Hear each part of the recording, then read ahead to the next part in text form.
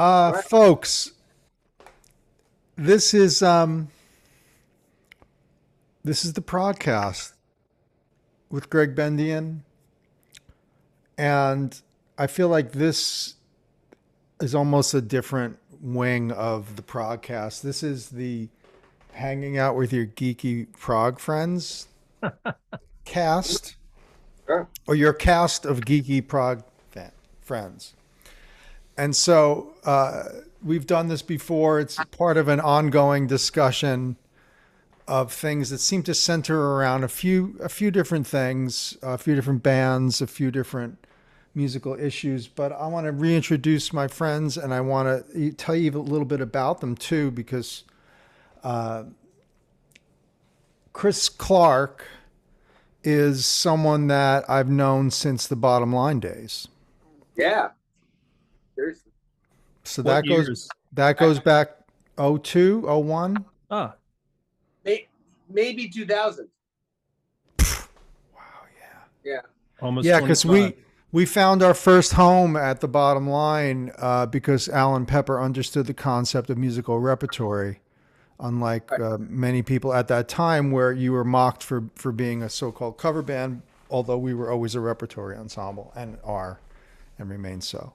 Yeah. It was either by yourself or opening up for David Sanchez. We did. Sanchez was a tour. It was Sanchez, Wimbish, Calhoun trio. Right. I booked it. I brought David out of Prague retirement at that time. He didn't particularly enjoy the experience. I remember just being happy that it happened, but it was difficult. And that was a good couple weeks tour. But yeah, the Bottom Line. And of course, I remember Chris would be at the show. Of course, he was well aware of Steve Hunt being in the Mahavishnu Project. And when we played one of Steve's pieces, Chris said, "Yeah, Joshua." So like, okay, you and like two other guys, maybe. Right. You're like, yeah, I see you playing a tune from Secrets. So, we had tried different things with original music, and it's still my intention to release my compositions for the Mahavishnu Project. But let me just say, Chris Clark is a keyboardist that is known for his work with Brand X, Special FX. I don't know how. Did you also work with X? X. No, so I'm I playing. But also, of course, is a member of Jon Anderson's band Geeks, and I think at one time played with John Entwistle. So there's plenty of things to get into there always. Wow. And my buddy Tim Motzer on guitar. We have a new album out together called The Eternal, where Tim is doing all sorts of incredible textural and guitar soundscaping. And I'm playing only tuned percussion and orchestral percussion. No drum set, folks. You don't get that all the time anymore. I'm branching out. Branching out. No, I'm just making more of a point. Like the new Keneally track will be heavily xylophoned and vibraphoned and glockenspieled. I'll be spieling some Glock on that baby. So I play all these things with Tim Motzer, and it's a great record. Check out The Eternal on 1K Recording at Bandcamp. And Tim has also worked with Kurt Rosenwinkel and so many cool people, Kenny Grahowski, Marcus Reuter. And you know what I thought of today, gents? All three of us have now recorded with the great, the one and only Percy Jones. Right. That's true. As a matter of fact. Yeah. So one of our things we're going to talk about a little bit, I think, is how heavy Percy is. Oh, most definitely. But okay, folks, the way we had an aperitif before we got online here, and it was to listen to, if you wanted to really blow your mind and get in the mood for this conversation. 1978, live in Cleveland, Yes performing Future Times Rejoice. Chris Clark, go. Well, I saw that tour, not that show. I saw them at the Garden, September 6th, 1978, I think. Yes. It's a September on the East, yep. Yeah. And they were absolutely like firing. Yeah. And Future Times was probably about the third song in. It's right. It's like, this is the new shit right now. They open with Siberian / Heart. Right. Standard. Right. And it's great. And which they knew was like the 1-2 punch that we all loved from Yes songs. Yeah. Right. Siberian into Heart of the Sunrise. No, it's bulletproof. It's, it works every time. It definitely won over. I was there with my cousin, and my cousin was a huge fan of the albums. She's sitting there. She's like, I don't know. The albums are great. They can't be. It's not gonna be as good as the albums, right? And they go. She was like, boom, boom. Yeah, that's like, having peeled her off the floor afterwards. She was like, oh, okay, I get it. And then they come in Future Times. It's like, when Yes feels strongly about something, they're not afraid to lead with their chin, and they come in like, no, this is something new, and it kicks ass. They played, arguably the strongest song on the record. It's like, here we are. This is the new thing. Yeah. It's much like the old thing. I'm sorry, I'm interrupting you. I have so many ideas because listening to it, just like you get so much there. Yeah. So, Chris, please continue. Oh yeah, of course. Well, then you have Yes, obviously swimming upstream. It's 1978. The whole concept is kind of like, is being bequeathed to like a select few groups who are allowed to do that on a big stage. Yes, 1978 with like punk and disco firmly entrenched. Yes is still playing 3 nights at the Garden. And then there were 3. Yeah, then there were 3. So right. So you have that's a short list. Here's Yes coming out, and they're coming out. Britain Young's Person's Guide to the Orchestra. It's Close Encounters of the Third. So there's no apologies. They're coming out. And it's similar to like when a couple years later, the drama tour, they opened up with "Does It Really Happen?" And no apologies. Like, this is I get the impression when they have a chip on their shoulder, they're pretty much they're going to be like, they're going to be pretty bold about it. Well, they did show you that obviously several times before that, with a 4-movement suite or a 3-song album. Full relayer before the first mic break, or like that kind of thing. Full relayer and Close to the Edge, the piece before mic break. Yeah, on relayer tour. Topographic. Relayer. Oh, relayer. Relayer is Sound Chaser, Close to the Edge, To Be Over, Gates, or Gates to Be Over. Yeah. Right. Hi. And then it's like Hello, and then All Good People or something. It's like, right. If anybody is still conscious. Right. But they still have like Ritual in the Chamber. That's right. So they weren't featuring like 5-minute bass and drum freak out. Bass and all the percussion stuff. Right. I just remember because we tend to forget that when it was time for a bass solo, there was stretching involved. It wasn't kind of like this kind of like this choreographed thing that we become used to. It's like And let me also say on behalf of Ritual, because people rag on Topographic, and Chris and I have been on this for years, but I want to just say something about length. when you're talking about the size of the form, okay? Big form, did you not get that? It's 4 big pieces. So they're telling you, we're going to go big form, okay? Yeah.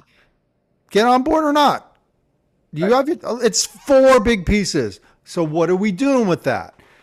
You cannot go through all the shit you have to go through in Ritual. You can't skip that and feel what you feel when he says coming home, flying home at the end. And then the ride out of the anthemic Steve Howe. Right. Every time, bang, dead. It's anthemic. Right. Right. The coda of Ritual is deadly. And the whole band he just heats up into the air.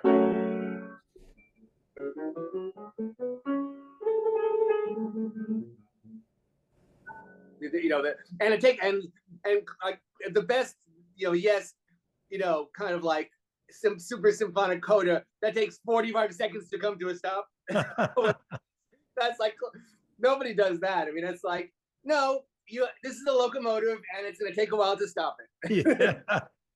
Good point. In fact, I always say, use the ending you've earned. Yeah. Use the ending you've earned. And by the way, also don't forget the mystical use of ending on the minor at the end of Ritual. Yeah. Yeah. Right. Right? They're not trying to do soon. Yeah. They're like, no, isn't it C minor, Chris? It's F sharp minor.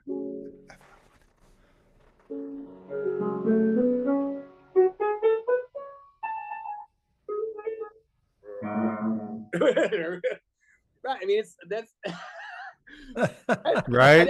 I never clocked it, but it's just like oh no, okay, this, it's like Beethoven. He has to dissipate energy. You know what I mean? It has to, That's right. The number of times he hits the A major in first movement of the 7th increases. It's an interesting early version of additive process where, he's aware of how many times he did it and he's showing you, okay, this is the 3rd time, or, like that idea of building in another dun-ta-dum. Yeah. Dun-ta-dum. Is there a 3rd one? No, but next time, right? So yes, for all of the, let's say, pseudo-classical elements. Right. I don't want to overdo it, but I mean, obviously symphonic aspirations. Yeah. Right. And big form. And I wanted to say this to Chris Welch and the people who were there that couldn't hear topographic. They couldn't get with it. I know I'm preaching to the choir here, but to be in a book quoted as saying there's no melodies in topographic. Like he came backstage at the Rainbow and said to them, it's okay, but there are no melodies. And they were aghast. And I could see how at that moment you go, yeah, that kind of sucks that they don't get it, but how can they say such a thing so ignorantly? I mean, right out of the gate, it's like it's something. This, and everything. Yeah. I mean, it's, and it's pretty everything. I mean, even the fast stuff. It's all it's all melodic. It is all melodic, yeah. And the other thing is, I don't know. What's your take on is YES? Are they aware of sonata form? Because they just seem to kind of unconsciously stumble onto it and nail it. They always have slow, fast, slow, some sort of motivic development, come back, bring it home, super duper recap coda, Well, both Genesis and YES understood, payoffs. Oh yeah.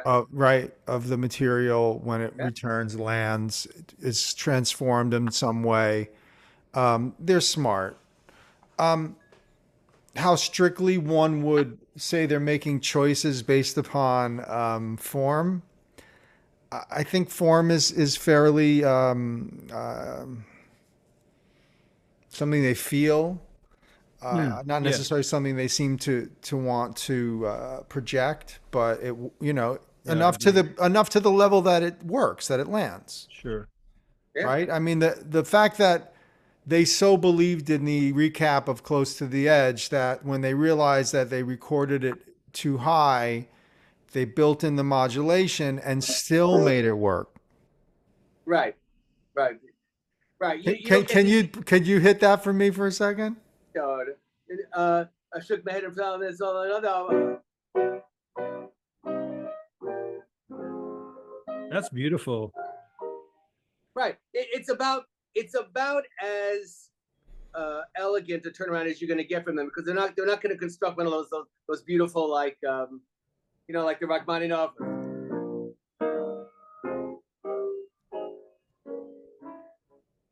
get, you're not going to get that kind of magical turnaround. They kind of grab it by the throat and shove it where it needs to go and stuff. But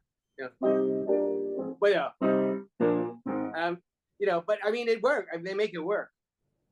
They make it work. I mean, but it's like, initially when I first heard it was kind of jarring because I was expecting them to, go to F major, and they didn't.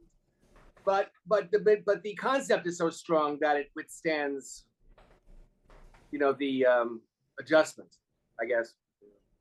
But like Tony, what does like Tony Banks when confronted with the same task, right?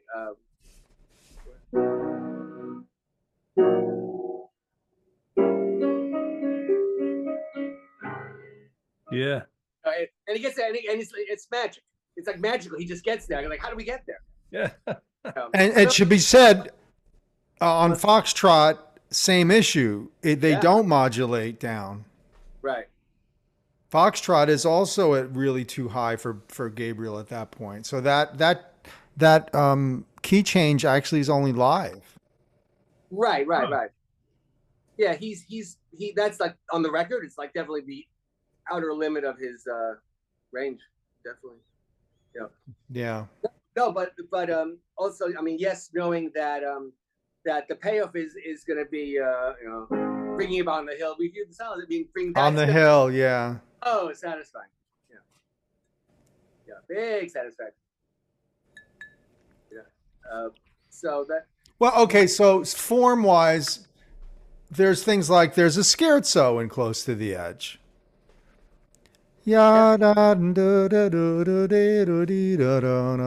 Except it's like Kris is going and they're just but that's originally the top. Oh yeah. You mean the harmony? Mm-hmm. The harmonized. Yeah. That's right. Yeah, well, that's what I mean. The very fast, the very slow, the diminution, the whole thing. Yeah. So you're aware of variation, and pays off. And also not trying to do a million things. It's funny, if I were to just off the top of your head, don't think about it too long, how many subjects do you think there are in the piece Close to the Edge? Not as many as we think. I would say like what? Like 3? I mean, so you have the and then right, it's kind of like one, and then the happy,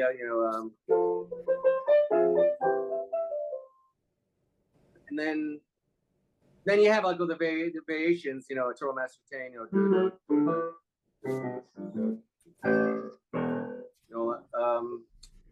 I'm trying to think. There aren't that many. It's just that they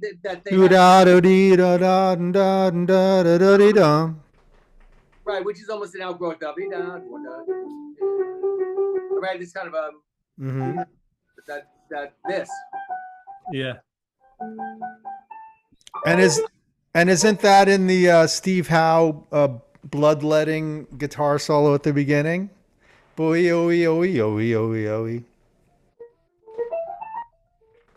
That's right. And even to the point where Rick Wakeman is forced to get on board.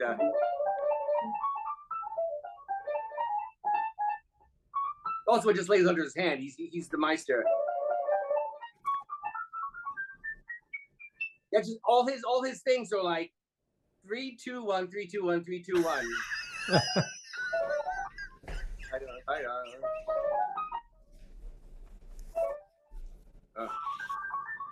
Yeah, that's one of his go-tos.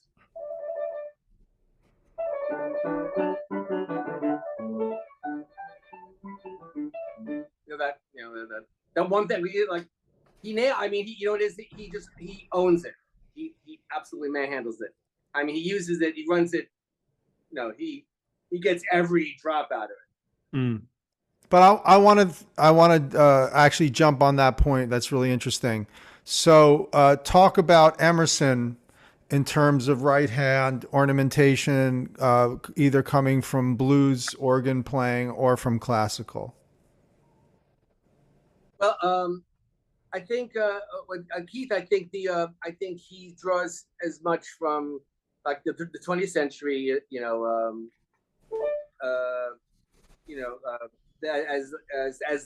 from the Baroque, right? I mean, you figure. So, like.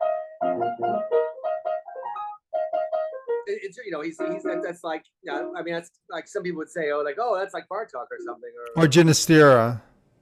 Yeah. What's that one that he liked to play later in life?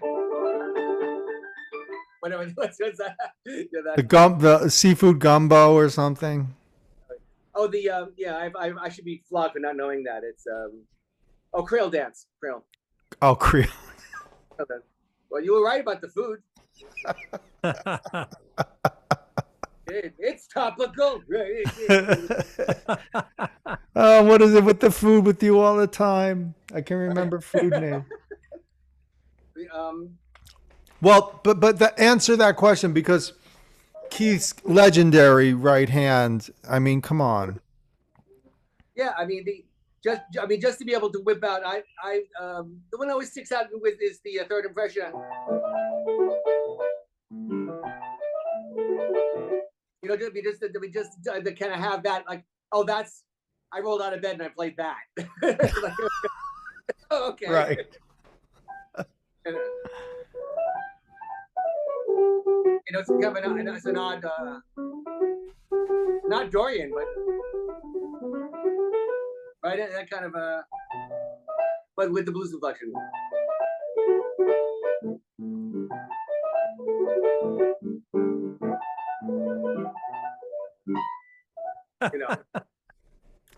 They're, in fact, if you know it, it's like notice live that they go back and they restore that into the original key. That's right. On the heels of all the transpositions. Same problem. They move up, everybody has to move. Oh my God. That's so funny. Right? It's the same thing.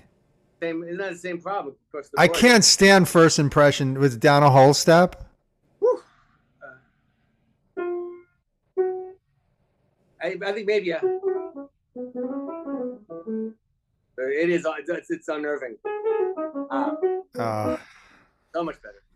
So much better. Well, it's only because we've heard it. It's like probably. If the right of spring were, we'd be saying, "Oh God, why did he transpose it?" Right? We'd be like bitching, like, "Why did he move it down?" That's pretty funny, Chris. Yeah, Emma, but he was something. No, but he's that, because he had the Jimmy Smith, Oscar Peterson thing, where Mead and Lux Lewis. Yeah. What do you think were his classical guys? I mean, I feel like Copeland, obviously. Copeland's a big deal. I think Prokofiev is a very big deal. Right.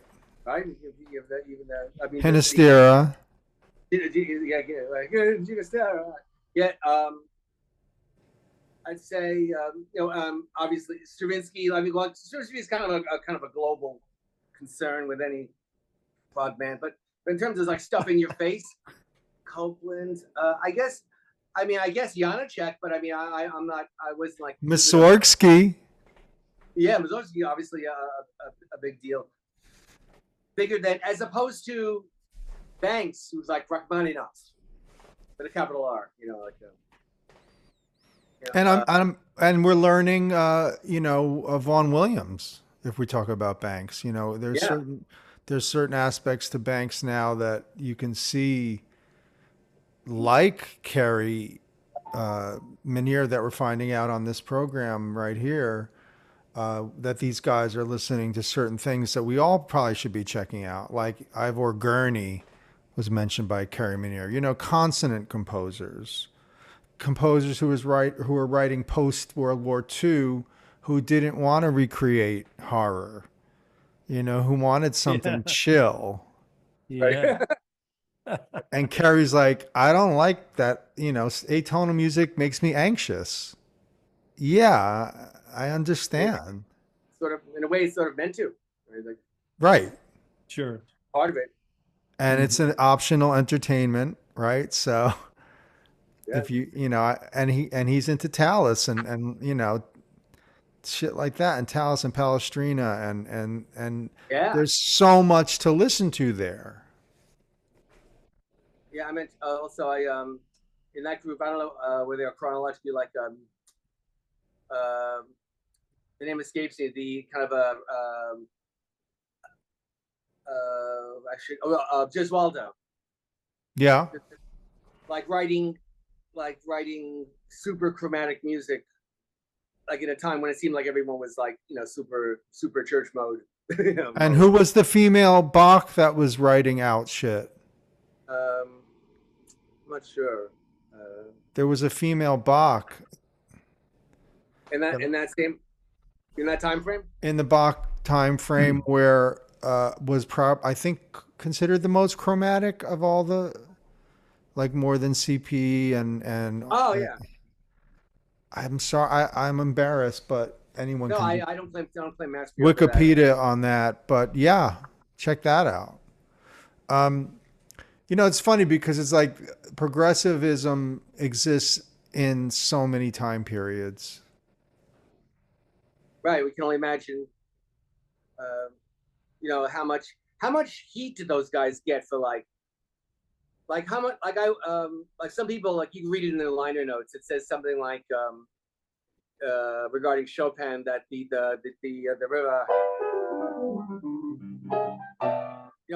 said, quote unquote, must have lacerated the ears of his contemporaries.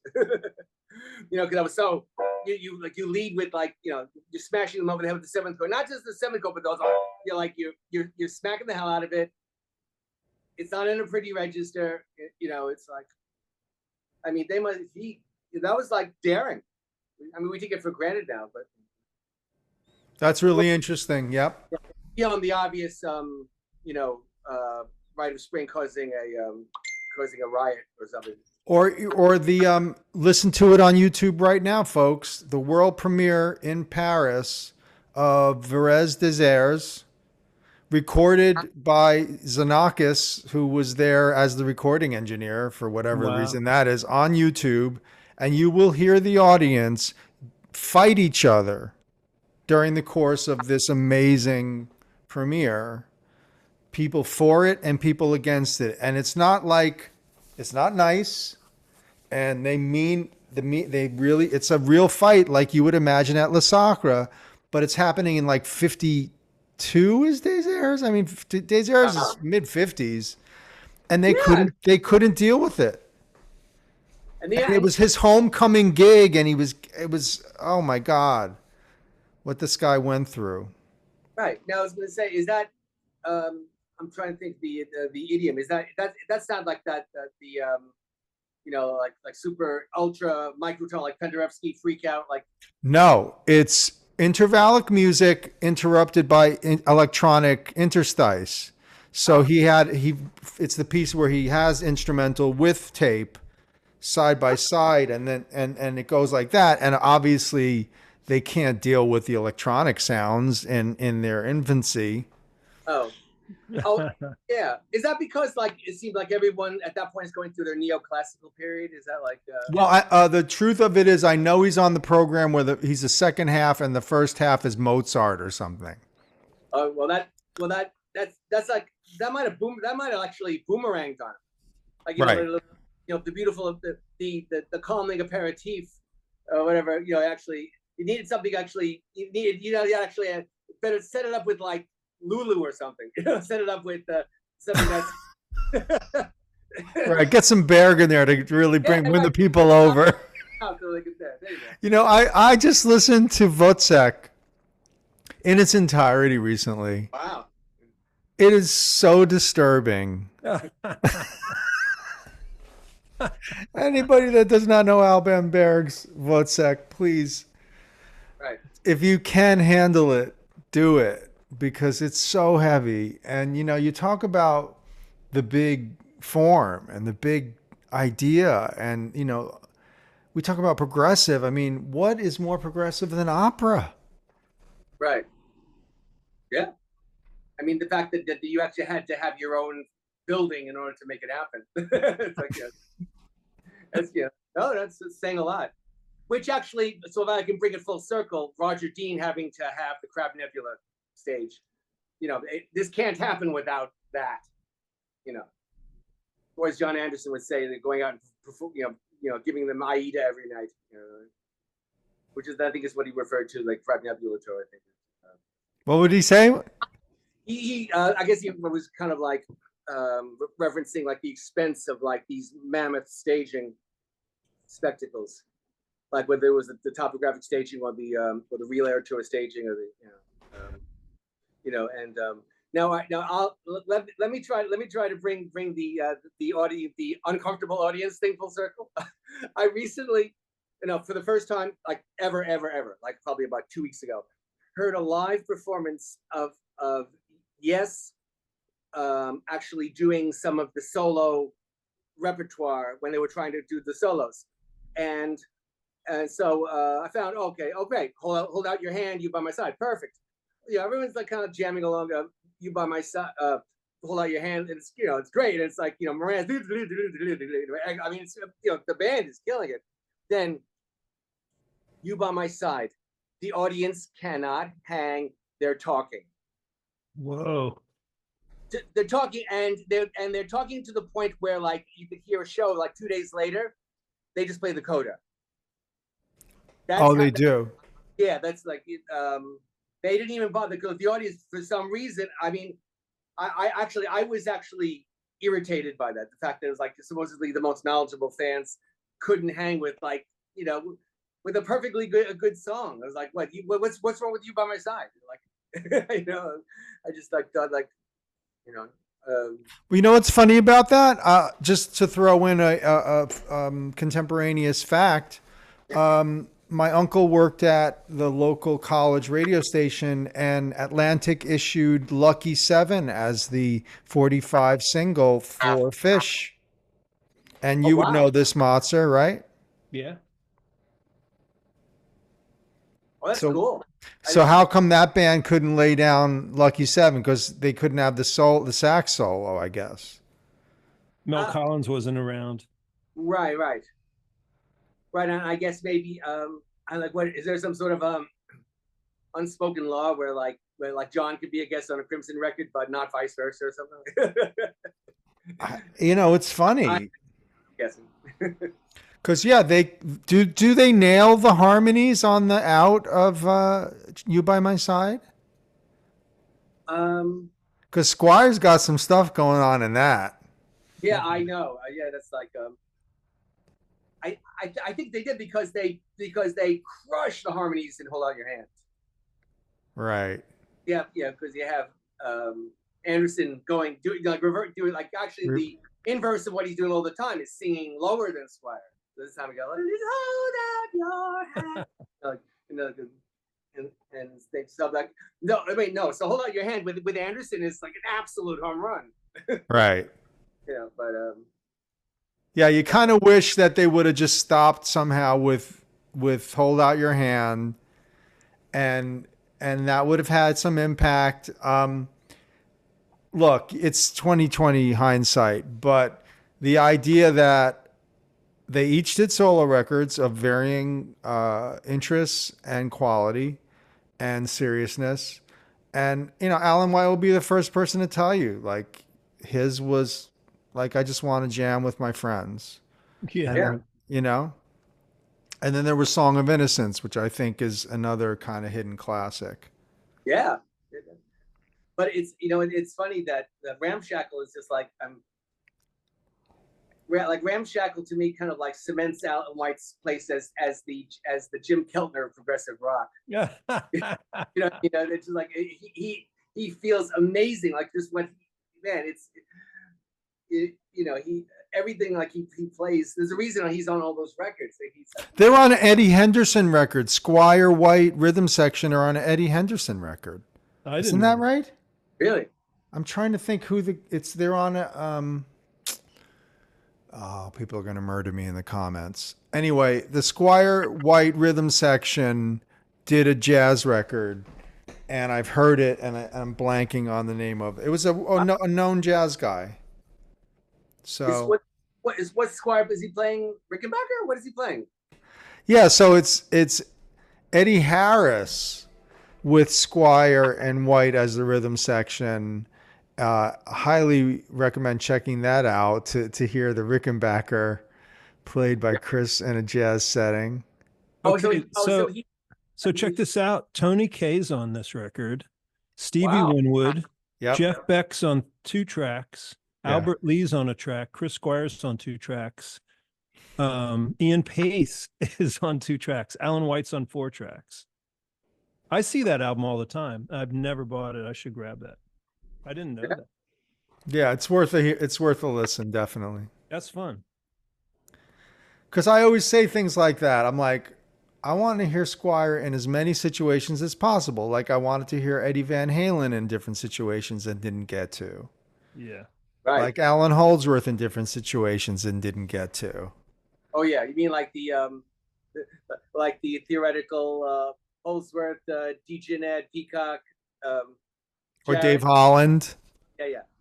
Right. And John Taylor. Yeah. Or somebody like that, right. Why? How about the tour they did with Mastelotto, Holdsworth, Tony Levin, Ozio? Which was all improv, right? Yeah. Yeah. Have you heard or seen any of that material? I saw some of it. Yeah. Stretching. Yeah. Alan could always play free. I mean, the funny thing about it is when I was working with Schooley briefly with Steve Hunt and different people, I said to him, what would it take for us to do a free album, you, me, and Alan? And, Alan only plays, because I have to say, it's like what McLaughlin said to me. Only certain people are interesting when they play free. Anything Holdsworth's going to do without plan is going to sound amazing because he has so many ideas. It comes from a different place, Yeah. It's instant composition. I mean, you could in fact, we all know if you follow the bootlegs, Above and Below exists as part of an improv in Zone before it gets its own home. Right. As does Zarabeth. Zarabeth he's working out the underpinning of Zarabeth before in the middle of one of the Zone improvisations. Oh, I'm sorry, I interrupted. But that's right. The Zone was a time when also then he found a way to get from the Zone into a Material Real Ride Out. Right. Which I think is also great. Just the idea that Holdsworth really was exploring different ways of dealing with form, its absence, one chord, and of course the famous quote. What's the famous quote about? What's worse than playing over one chord? Playing over 2 chords. He's actually not wrong, by the way. 2 chords is your own private purgatory.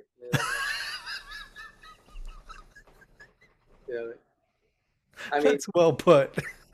But how did Train do it on 2? He has 2 that do that. Right. Because he's Train. I mean, it's funny that way. Yeah, that's like right. If you can look me in the eye and say you're conversant over sitting on a 2/5 muzzle top, I mean, but but you know what's gonna happen? I could tell you, I can see it coming. You're doing like well, like the typical suspect would be something like Chameleon. And somewhere along the line, someone's gonna get bored and try to double up. And it's like then it's just full on. No, then it's just hell on earth. It's just like, because it's like, like because the band may or may not have the resources to kind of make that, to somehow either move forward with it or even make your way back to the original groove. It's like that's a tough one. But then you look at the one chord jams of Vinny and Frank on Shut Up and Play, and you just go, oh well, some people need very little to make magic happen. Yeah, one chord is I have no problem with one chord. Obviously, is Deathless Horsey one chord? Yeah. Yeah. Well, they changed the bass note at a certain point, but it's still on the scale. Right. But obviously, Holdsworth, obviously, Devil, that one chord before he goes into the inevitable release, but the palate cleanser and the release, exactly. Right, but that's I mean, and he's on, and I still think he's. I mean, well, the live versions bear it out. Is that he was hedging on the record that it was kind of like, I mean, that solo. I know it's beyond iconic, but it's kind of like we were always saying. It's like, okay, you want to hear one chord thing? Fine, okay, well, okay, here. Yeah.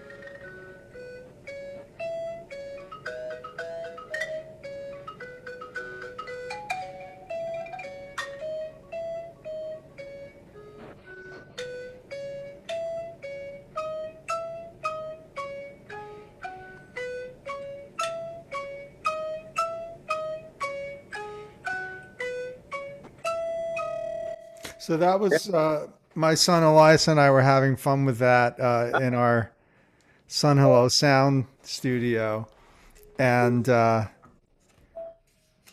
it's really interesting that there's so much. It's one of the slow ones, and you also have the idea of like when you limit yourself to slow zone, and you got to make stuff happen with that. I mean, obviously, Vinny's hinting at so many different tempi at the same time. Like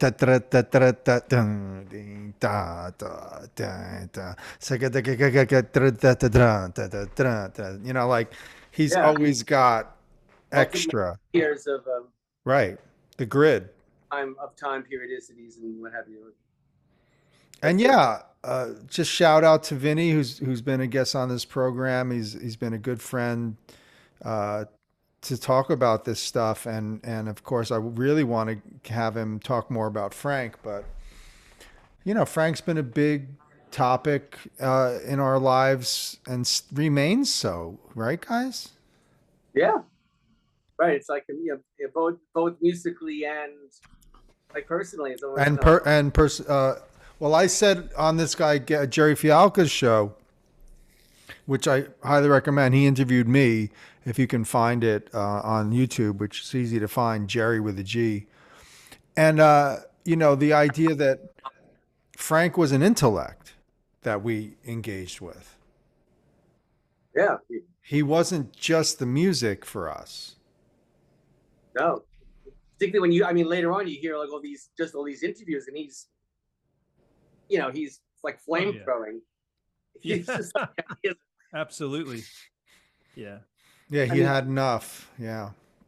Yeah, like the interviewer gets everything they asked for and then some. It's like every answer is like this thesis. Every answer. you talk about like, what's it like running your own band? Well, like, 2.5 minutes later, Oh yeah. No, and of course you emulate someone that's that productive and someone that's that virtuosic with what they're doing. I know I can never say enough about him, and I know people have problems with certain parts of his output, but I'm like, well, what about the other parts? I know. Yeah, as a band leader and the musicians that he hired to work with him and where they all went to after being with Frank, Adrian was completely schooled by Frank, and came out of the Zappa school and like, okay, I'm ready for David Bowie now. I'm ready for King Crimson. I'm ready because the work ethic. What's so funny, you guys, is I got to work with Don Preston from the Mothers and Mike Keneally from the final band in '88. Wow. So, dude. And both, still recovering from Frank. Sure. Frank just, of course, is, massive. Well, just seeing Mike play the other night, and I haven't seen him play live in a little while, and it was just like, God, who plays like that anymore? Back in the day there were more, but somebody that plays like Keneally, oh my goodness. And that comes out of being schooled by Frank, right? That kind of and all guitar players that were fiery. Like I heard him get a couple solos on the Satriani show, Oh yeah. And I was like, Mike, you sound like you were like channeling Jan Ackerman. And he goes, that's what I've been listening to lately. Because Jan, if you're not hit down with Jan Ackerman, like you're missing out on a lot of stuff. Jan Ackerman, badass. Oh yeah. It's funny. I saw just sidebar that I saw Satriani, and I think, and Mike Keneally, he was not afforded any solos. Yeah, well, that's the case also. But when you want to change things up and then get a duet trading thing going, Mike might get some space. You would think. A few years ago, you played with him, right? Or he sat in with you guys. I can't remember. And did Tarkus with you? Was that right? Mike, we played Tarkus with Rachel Flowers at ProgCast. Mike was playing the guitar parts on Mass and on Battlefield. Right. Yeah. And then he also played guitar as we played several of Rachel's original compositions, which were incredible. Yeah, that was great. But yeah, real B3, real Leslie, real gong. Right. The real gong. Took out the monitors, right? It took out my and Fernando's monitor. We could no longer hear the organ playing. Oh. And of course it's like, doo-dee, doo-dee. And I'm like, oh God, I'm assuming, I don't even want to go through it. It was because it's like literally funny because on the original recording, he stops the gong. You guys know this, right? It's like, did it? Yes. Yeah. I didn't have the wherewithal to think of that. Because I would have gotten so much love from the geeks for being so canon.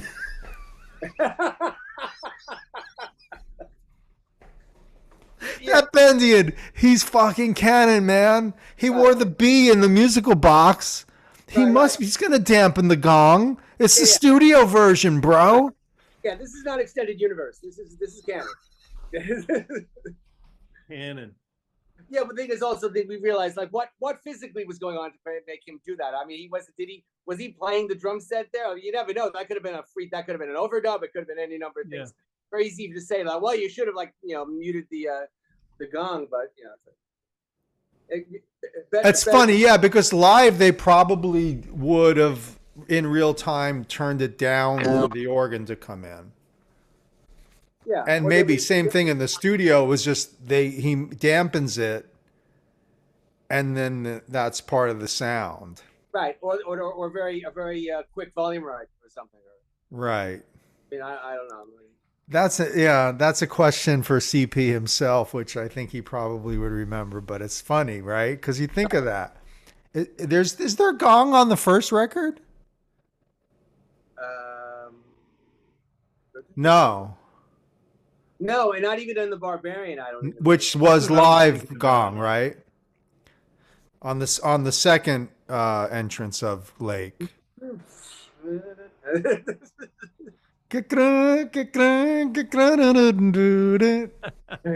Come on, man. The Barbarian. I got to play Barbarian with Keneally. We did. I would take out the brushes and I'd go. Dun, dun, dun, dun, dun, dun, dun, dun, dun, dun, dun. You know it, Chris. No, I never actually know Andrew Roth. I never learned the Barbarian.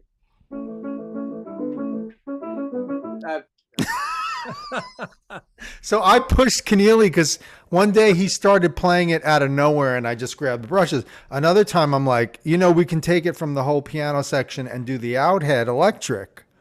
And that worked out really well. So you can still start from the piano part with just you could, yes.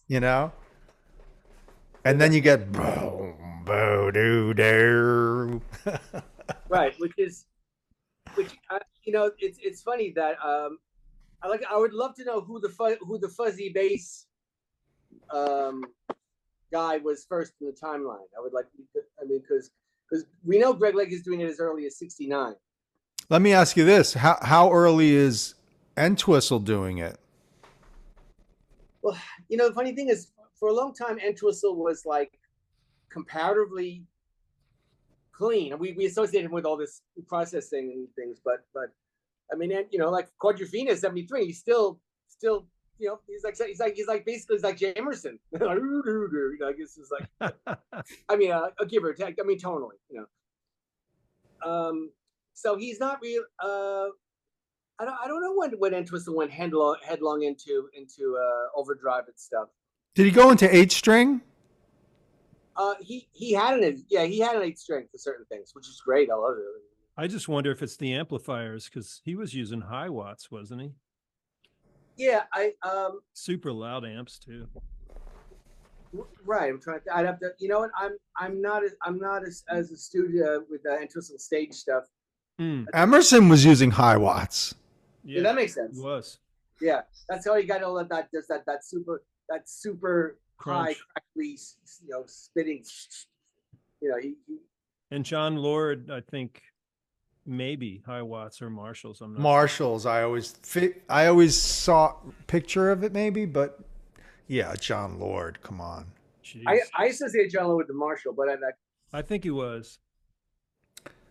Yeah, those guys weren't like gonna sit back. And I should say I did see Focus last week, the band from Holland in New Jersey performing on this really bizarre bill with Curved Air, some person from Wishbone Ash, and some version of Asia that doesn't include John Wetton. So I'm sorry, folks. No takers. What? No, but Focus was killing. Well, I'm sure Focus was killing. Focus was killing. Okay. Tice flute, Tice organ, Tice singing, great guitar player, original drummer Pierre van der Linden. That's amazing. Kicking it. Wow. In his 70s, kicking it, high energy, in great physical condition. And I saw the bass player and I said, man, Focus lives. You guys, man, it was the highlight of the show. Yeah. It was so good to see that, because you were on the gig, Chris, when we opened for Focus in North Carolina. Chapel Hill. Yeah. I remember that was 20 years ago, right? Yeah. Focus were awesome. They were killing. So I was like, now I get it. Well, because they have the material. The guy's harmonic sense and his melodic sense is really special. And so I put Tice up there with Emerson and Banks and Dave Stewart. Sure. Just to say, like, you know what? This guy's father was a classical conductor. He comes from, a classical background, and he brought it to rock. Same period of time as well. Same period of time. Yeah.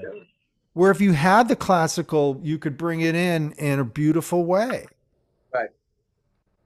No, their spin on it was, was unique. Like, I mean, I don't think no one else was really. I mean, even if people think about the, like they're doing free association, they would think, oh, the yodeling. But I mean, okay, who else was doing that? Oh, whistling too. Right. Just sorry, I forgot that, Tice. And hopefully I'll get to speak with him soon, because I've invited him to tell us. And the fact that Ackerman's not there and that the material is still the material, and a great guitar player, I didn't get his name, but those bands become more and more precious to me. Was the guitar player covering Jan Ackerman's leads pretty much? Oh yeah, he could do the sweet Beck melodies. He could play all the fast stuff. He didn't try to replicate the solos. Like that's what I was saying. Like on Hocus Pocus or something. Like Hocus Pocus, we love them. We can sing them. Right. I know they're like written parts now. Especially for me, the first one. that shit is like, yeah, it is. It's classic. I've been, Mahavishnu Project's getting ready to play, and I've been talking to the guitar player Lee about, is this solo one of those? Maybe we should play it note for note, just because some of McLaughlin's solos, they're so part of the song. They're burned in now, some of them, right? Yeah. But no, I went for, quoting. Quote any part that speaks to you if you want. Yeah. Or reference any part. But we're not about recreating stuff, really. No, right. Right, but just but I like the Easter egg approach too. I like there's. So Kris, you're on a new album with Jon Anderson. Yeah. It's called True, and it's coming out on Frontier Records, and I'm pretty happy about it, because it's I don't know, like the last time like Jon did something with his name on it, but like something that had sort of like a band. Band provenance, or anything. And so there was like an embarrassment of riches and stuff. The stuff that he brought to us, just for the just in terms of the raw material. You'll see, like, when eventually you'll see it. You see the writing credits. Like, there were certain things that were can be traced back to, like, Jonathan Elias. For example, and but Jon definitely he wanted, he really wanted like epic. He wasn't afraid of big ideas, big long forms if necessary. Because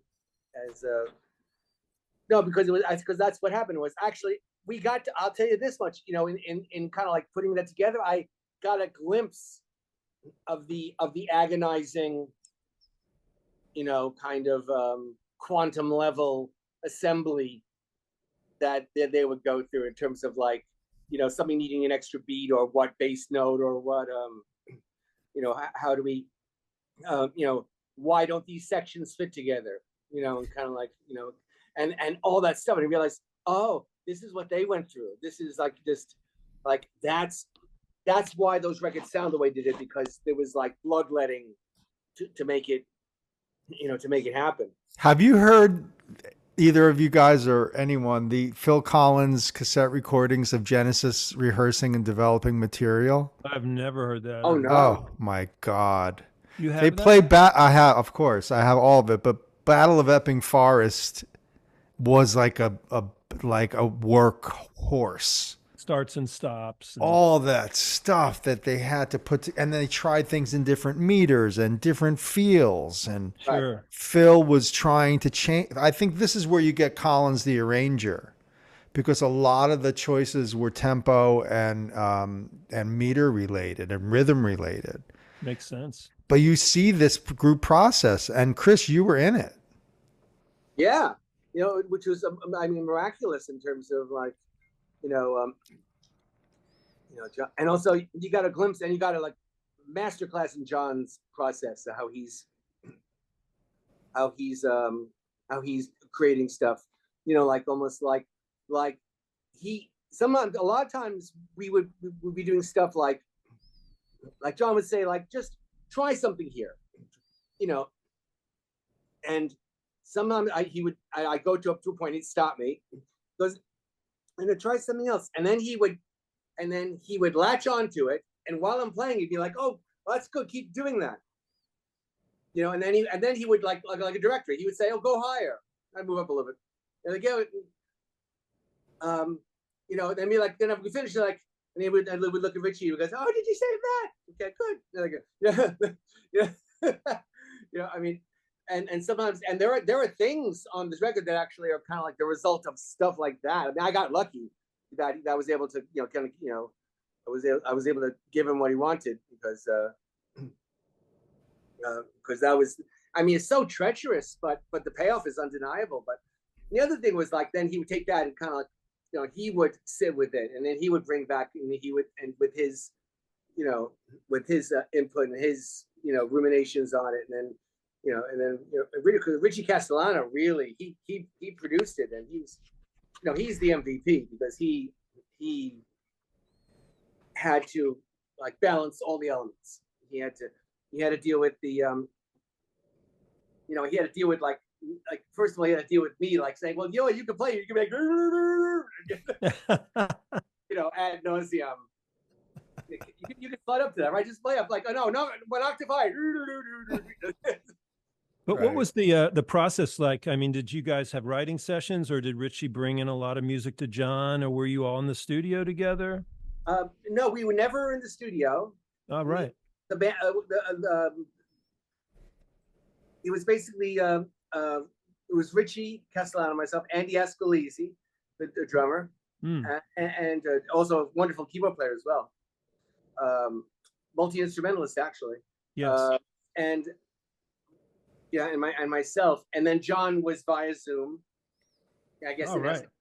where he lives on the West Coast, you know, and so and then Richie had ideas and stuff, and he submitted some stuff initially, and then Jon would point out what, you know, what he liked, and kind of like Richie wrote a lot of that single that we released. It was called Shine On.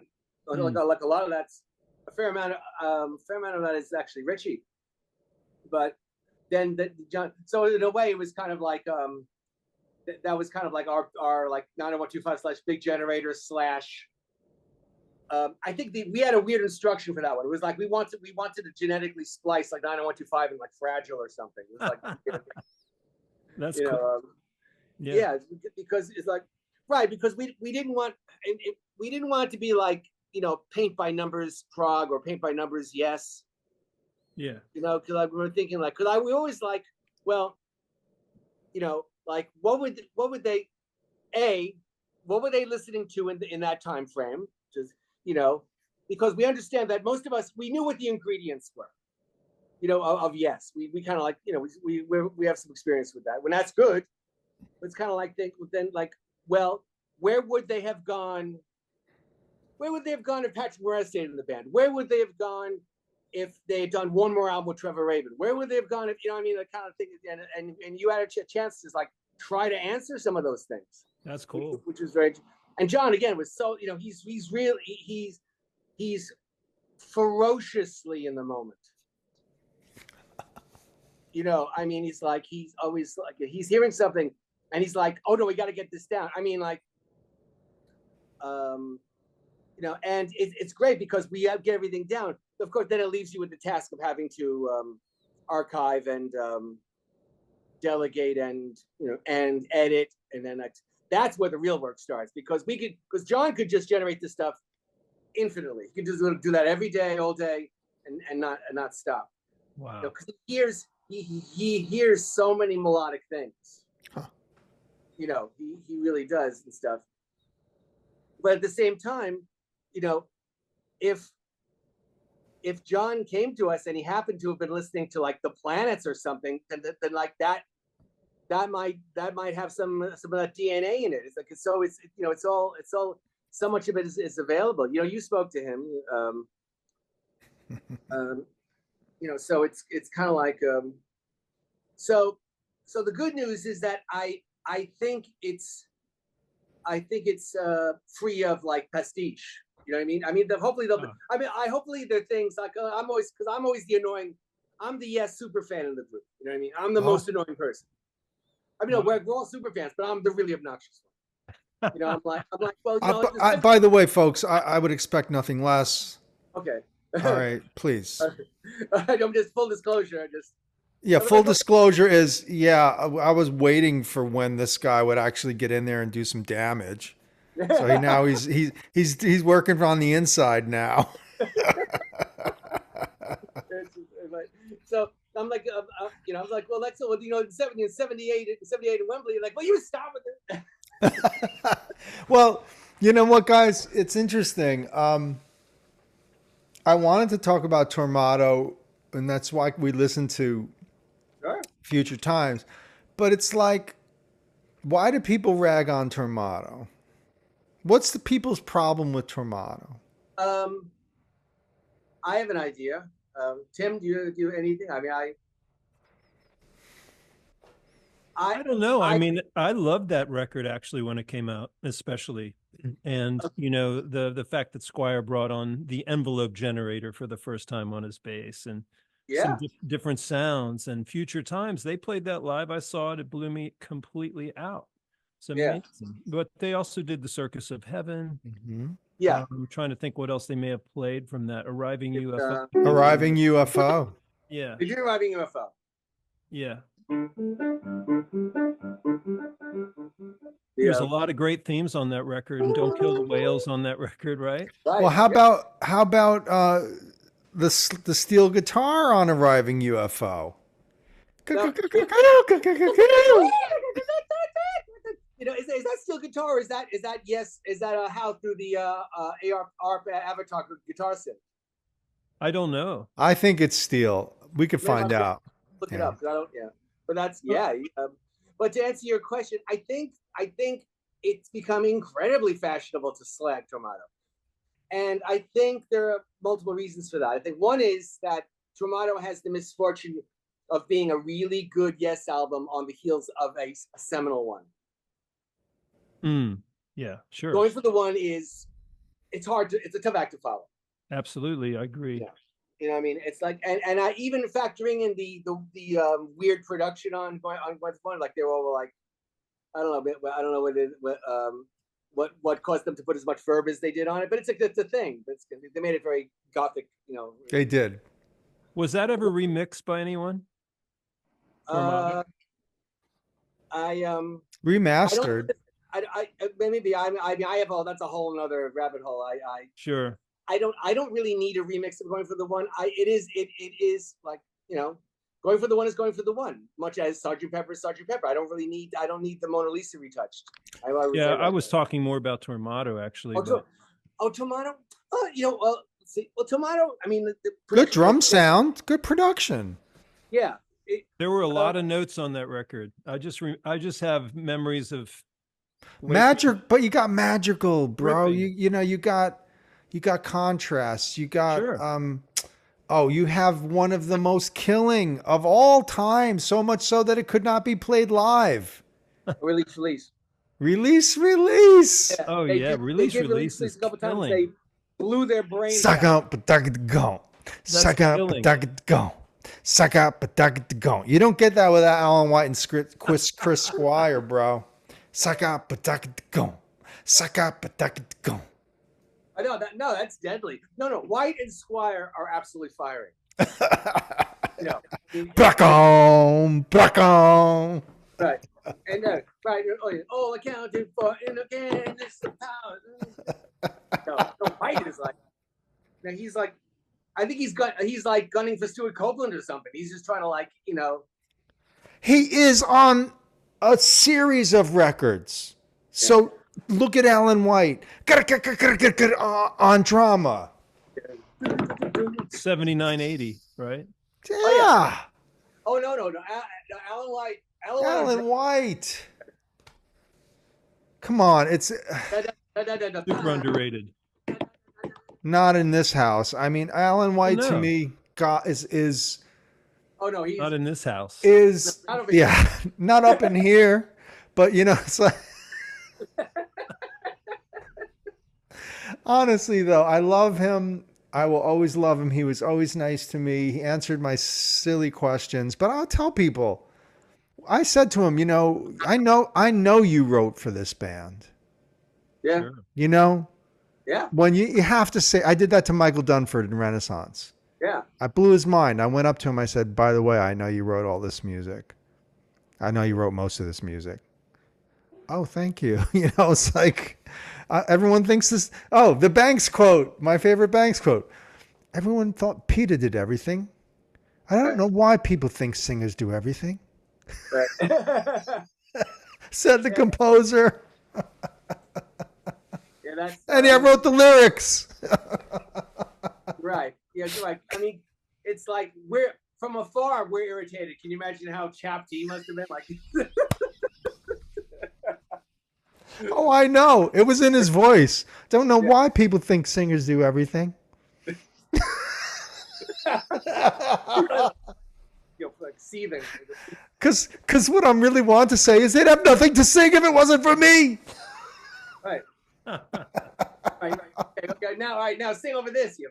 I set him up. I set him up every time. Yeah. Oh, Right? Yeah. I tee him up. Yeah. I give him burning rope. You know what I mean? I give them undertow. Oh man, Undertow. That's my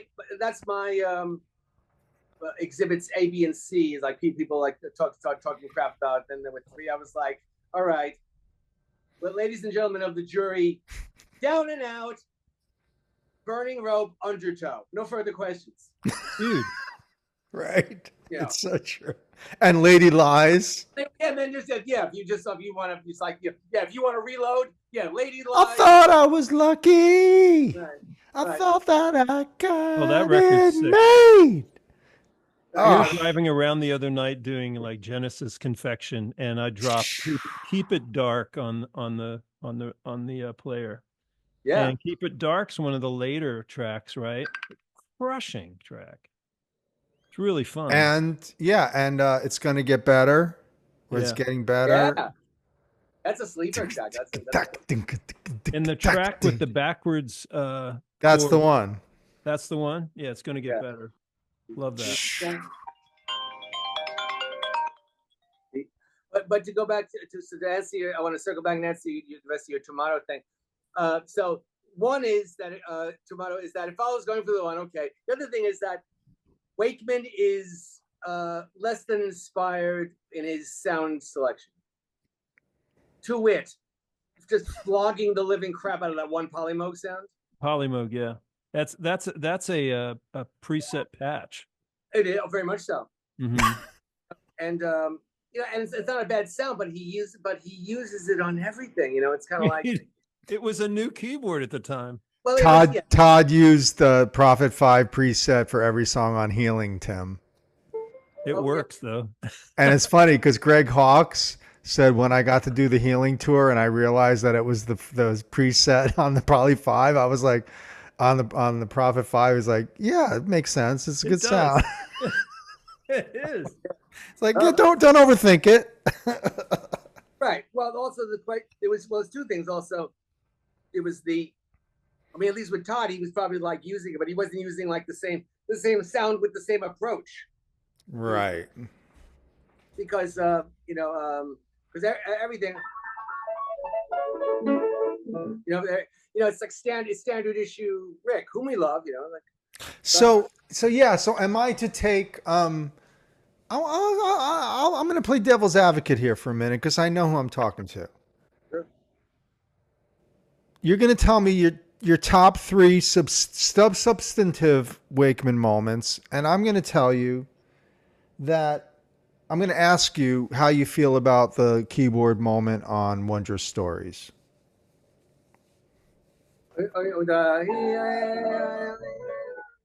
No, the actual solo. During hearing.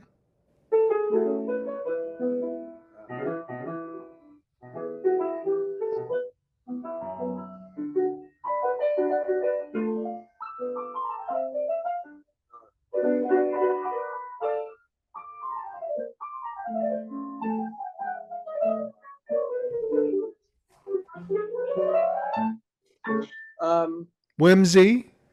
Yeah, it's the best. It's the best of the freewheeling. I mean, given that was, given that Rick, I think at that point had checked out a little bit. There aren't many records that Wakeman doesn't check out of at some point. I mean, and like don't God, hopefully this doesn't see the light of day. And I love the guy. I mean, like, good on you. But I mean, but the thing is, like, if he's going into his chromatic scale bag, and considering he'd already fired it off already, going for the one, he'd already fired it off there. So you kind of like, do you get to do that again? That's a good question. I mean, in a way, it suits because Wonder Stories is such a fluffy song. It's like there's a lightness about it. Alan White makes a choice. He doesn't really lay into the snare. I mean, he knew what was up. Yeah, most definitely. That's a great tour, Alan White with tuned percussion. Yeah. Vibraphone, clortales, timpani. Yeah. Right. And I think that's I would say it's a solo worth copying because I mean, if you don't, you're basically staring down the barrel having to come up with something like what Patrick Moraz comes up with on like To Be Over. Patrick Moraz does he recreate his keyboard solos live on To Be Over? I think because he mentions that To Be Over was through composed. So I'm under the impression that he probably played that. The Sound Chaser solo was blowing. He just lets it rip. Have you spoken with Mr. Moraz? I spoke to him at a ProgStock. When we were there earlier. Oh yeah. He's Patrick is super cool. I mean, he's very cool. He's a sweetheart. I didn't want to chew his ear off because the entire world was doing that, so I kind of like let him be. And how could you not? I mean, I wanted to. I mean, like, it was like, probably, I mean, inwardly, I'm like, I'm the worthy.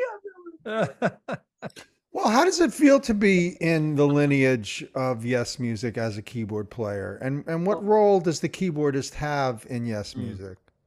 Great question. The thing is, the question is, I think it's presumptuous to. I mean, I think right now, unless someone tells me otherwise, we're Yes adjacent.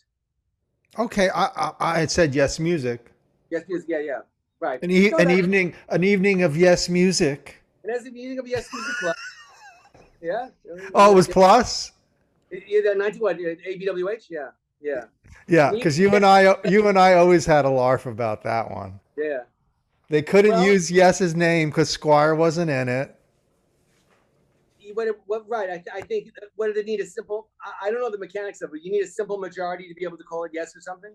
I thought Yes owned Squire straight up owned it. That's why he did Yes songs, Yes shows himself. He was the only active member when Yes shows was being assembled, as far as I remember. Oh right, that's why the bass is like. Come on, Yes shows. Yeah. Gates of Delirium, Yes shows, no further questions. That's a great record. It is. I mean, all the tracks are great. The Coble Hall recordings are just fire. Fire. Yeah. No Prisoners. Yeah. Is there any other material from that time that they've released besides Yes shows with those bands? I guess Boots, but... Yeah, you got to find your 77, 78 Boots whenever you can and listen to Squire ruling. Oh yeah. I mean, that's been a big thing for us is yeah, I mean, like we're blessed. Well, I think now there's more good 77 stuff coming to light, but there was a rich supply of 1978 bootlegs. And like, and it's just like, it's a clinic. I mean, like Heart of the Sunrise was, always, it was, that bass solo was an event. Yeah. Right. White would like, they would, it wasn't static. It really, I mean, they would, like, Squire would stretch and White would go with him. Yeah. so it was really exciting. I mean, it was, Yeah. because like White would really go. I mean, but he would. But he graded it.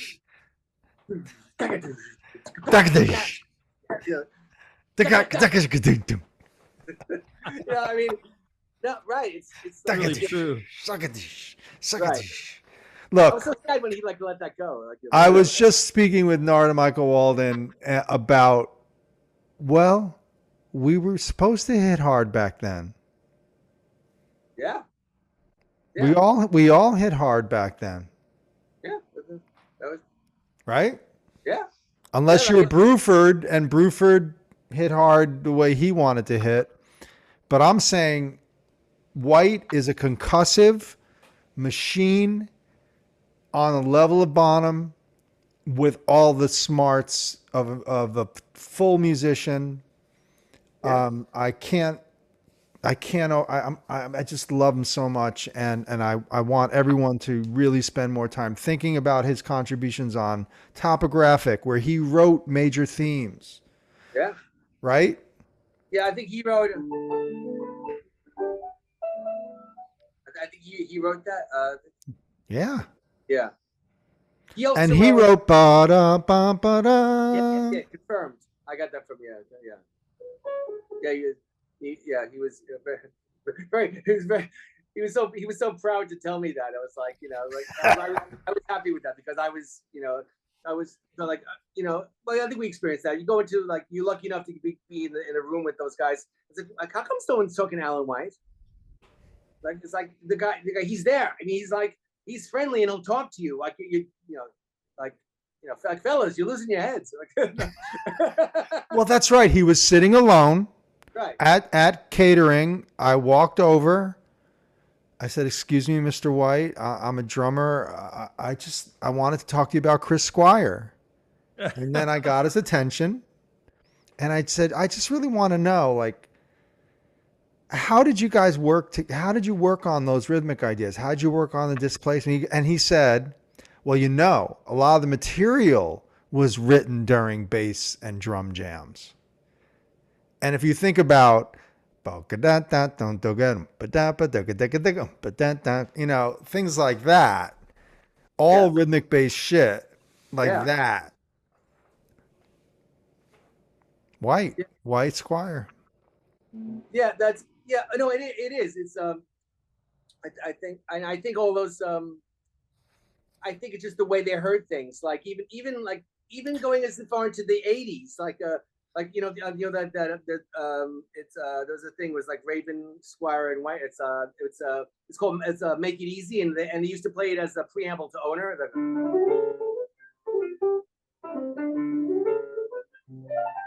Oh yeah, I remember. Let's not forget, and don't forget Cinema. Right. Yeah.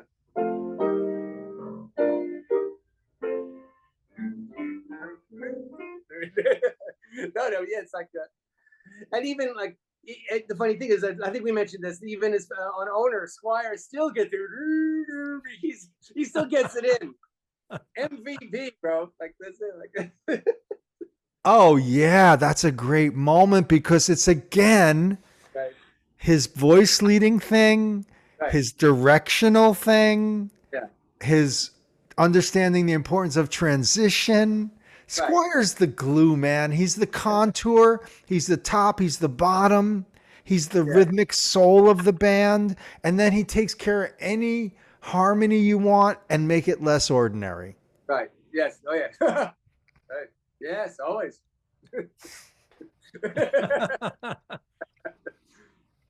No, right. It's right. It's like check and double check. I mean, Two so overqualified. So, again, when I spoke to Kerry Menier, it was like, you guys like Squire trained as a choir boy. Okay, so Todd trained in choir in high school. They were ear guys.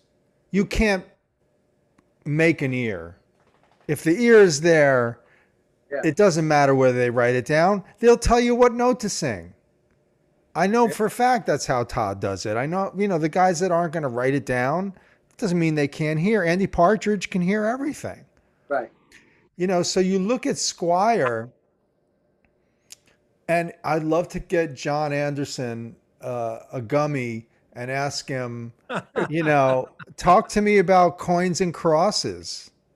Talk to me about those moments that are antiphonal, you might say, or certainly contrapuntal.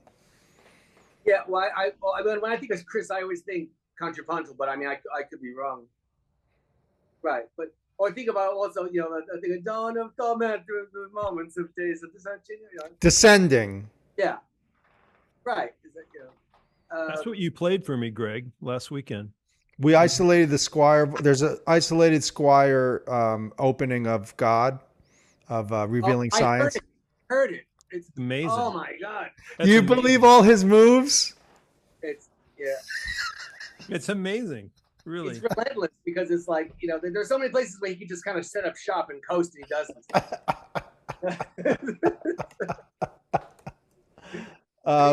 No, it's I mean, it's like you have 19 minutes to go and he's already like flame throwing.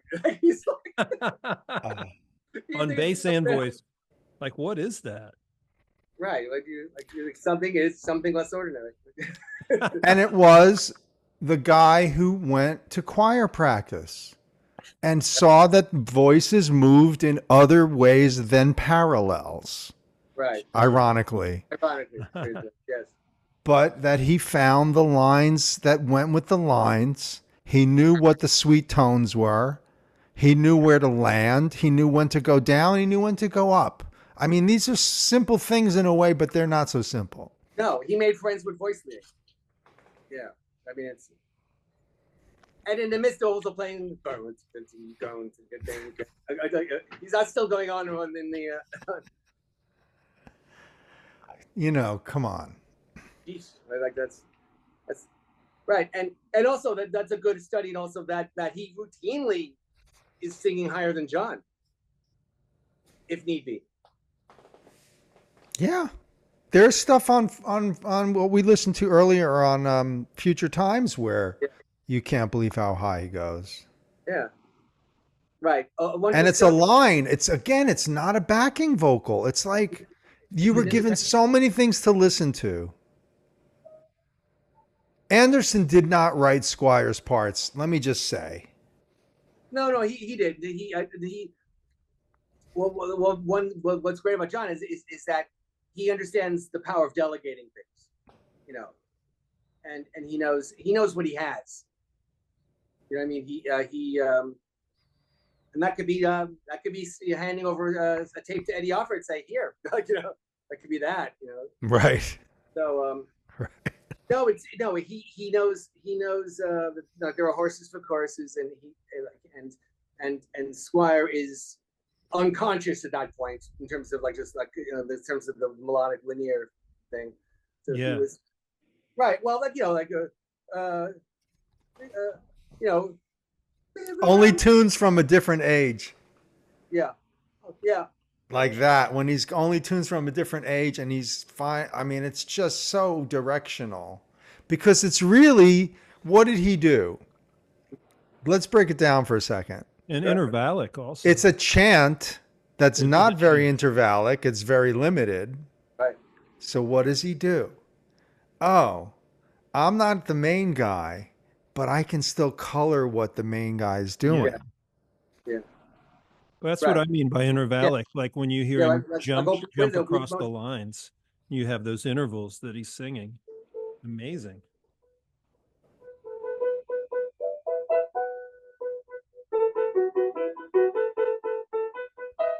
Yeah, right, and also the sharp 11. Yeah. All right,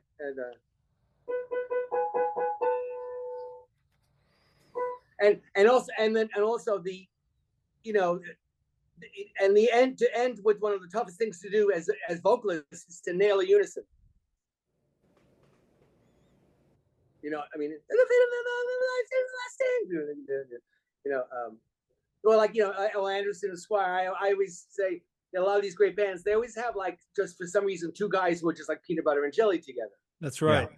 He Gabriel, Phil Collins, you know, Roger Daltrey, Pete Townsend, you know, I mean, like Anderson Squire.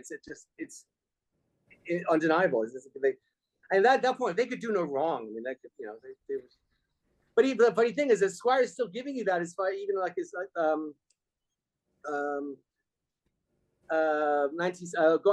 Wondrous Stories, the last verse, you know, it is no lie, see deeply to the future, and then not enough. It goes, yes, Imagine I'm so there's a universe that's so high. Wow. Right? You know, it's, I mean, and of course he gives you the like more like the canonic. It's the beginning of our new love inside. You know, he could hear all that shit. I know he heard. Yeah, he heard. You know, like he could hear everything. he wasn't being doubled. He really created could. a part. He had to nail it in tune, or it would sound jive. Let's face it. It would be worthless if he wasn't nailing it. It would just be like, what are you doing? There's no wiggle room when you're dealing with that kind of specificity. You can't. Jesus. And he was, and he would do that. You know, that was like, you know, his cruise is like 30,000 feet. He just, you know, But I love seeing the extension in Anderson that they were really capable of pushing, and that they were concerned with pushing, and concerned with ordinary and extraordinary, and concerned with, well, we love the Beatles. What else can be done? Right. That's super important to Yes. Yeah. It's right. Like, don't we always say the Yes is the logical extension of the Beatles? You know, but right, because in terms of Squire takes the McCartney idea of, like, you know, kind of like being melodic, but also being, you know, being agile vocally is okay. That's a study. You know, if you ever see Chris Squire's instructional video where it's basically an interview, and he basically gets to showcase all his basses and stuff. But he's like, one of the first things he's like, you know, he's like meandering. He's like, he just kind of like whips that out. It's like, oh, I'm the Wars, you know. So I mean, that's, you know, so that's the idea already. The chord thing is already kind of like baked in, you know. And right, like that's how you get you know.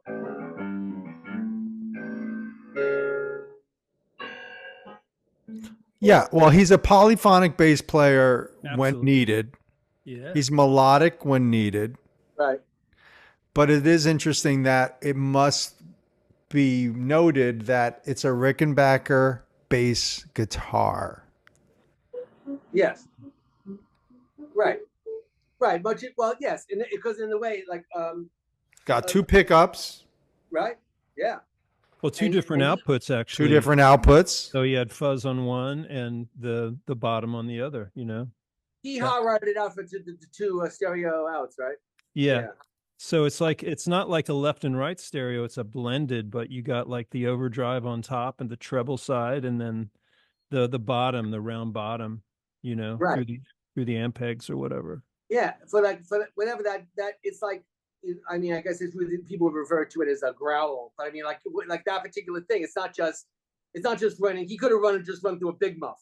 Like, no, it's like a particular, you know, thing. They do a rig rundown with him, which is really quite interesting to see. Premier Guitar, and he's there going through all his basses, and they bring his tech in and it pulls out all the pedals, and some of his fuzz pedals he has are back from like 1970 still, you know. They may have been, you know, modded since, but you know, a lot of the stuff he had was the same stuff he always had, you know. And how, according to our friend Dre, shout out to Dre, How goes out with the guitar from each one of those songs that he recorded. He does. And he said, these guitars are meant to be played. Oh yeah. I mean, I'll never forget. You know, like one time, I was backstage, and Andre was kind enough to actually like show me like some of Steve Howe's his little bass wardrobe, whatever, case, closet, whatever you want to call it. And he just on a whim just picks out, and he just shows me the Telecaster. like, like the Holy Grail. I know. It's like, isn't that funny how we all really feel strongly about the Telly? Yeah. Steve, when he had the Telly, is that only relayer? Is that the relayer guitar? Yeah. Relayer is Telly, like through and through. I know, that's funny. Isn't it funny that relayer is Telly and pedal steel. Yeah, and earlier, what, the 175 a lot and the 335s? Yeah. None of it on relayer. Unless overdubs or something, but live it was all Telly. Yeah, there's plenty of live doc in Queen's Park. It's like it's a Telly fest. Yeah. I kind of remember him playing the Telly on Awaken. I think he might have done the solo on that, and the Rickenbacker was on the front part. Maybe it was a guitar change. Well, the problem is am I wrong, Kris? Correct me if I'm wrong. Is the Awaken guitar solo 12-string? It is Rickenbacker 12-string. It is the whole solo. Yeah. Oh, that part is. But the solo later over the change. Later, Master of Images is Telly. Yeah, that's right. Yeah. Yeah, that's verified. Master of Images, yeah. Yeah, the Master of Images. That's I was saying, that's like, that never gets old. Master of Images. Unbelievable. Songs cast a light on you. Hark through dark ties that tunnel us out of sane existence, in challenge as direct as eyes see young stars assemble. Master of light, all pure chance, as exists cross-divided in all encircling mode. O closely guided plan, awaken in our heart. Master of soul, set to touch all impenetrable youth. Ask away that thought be contact with all that's clear. Be honest with yourself. There's no doubt, no doubt. Master of time, setting sail over all of our lands. And as we look forever closer, shall we now bid farewell, farewell. That's a motherfucker. Sorry. It is. Right. Yeah, that's nothing but net. that air. It's swish. Wow. Yeah. I mean, and as a bonus, you have to come up with something that's over the circle of fifths. Right. What I noticed was funny things is that, Master of Images, Master of Light are kind of a certain dynamic, but it doesn't really kick until Master of Soul. That's another leg. I think it's like everything goes up like 25% like bigger, and then you have to have some in the tank like Master of Time has to be bigger than that, and then you still have to have something in the tank to get through the cadenza and drive into the. It's really, if it's done right, it's really not. It doesn't plateau the way it's really. It has an arc. You've always talked about that, how difficult it must have been for him to construct that, which seems so musically perfect. Yeah. Over that sequence. But we had the funny the band. We always joke, Jon Anderson is not afraid to like blow over changes. like Gabriel on back in New York City. Right. Yeah. That's clearly blowing over changes. Right. So John, like the chords, they don't phase him. You could have handed him Countdown, and he would have been okay. Right. Not absolutely fearless. He chords. hears it. Here's it. The ear again. The ear. Okay. I'm kind of fond of this though too. Workings of man. Oh, Set to ply out historical life, regaining the flower of the fruit of his tree, all awakening, all restoring you. Workings of man crying out from the fire set aflame by his blindness to see that the warmth of his being is promised for his seeing his reaching so clearly. wow. Yeah, there's it's funny. Well, you get a classic John Chetness, regaining. Well, John's invention of hybrid words is really great. Really Yeah. great.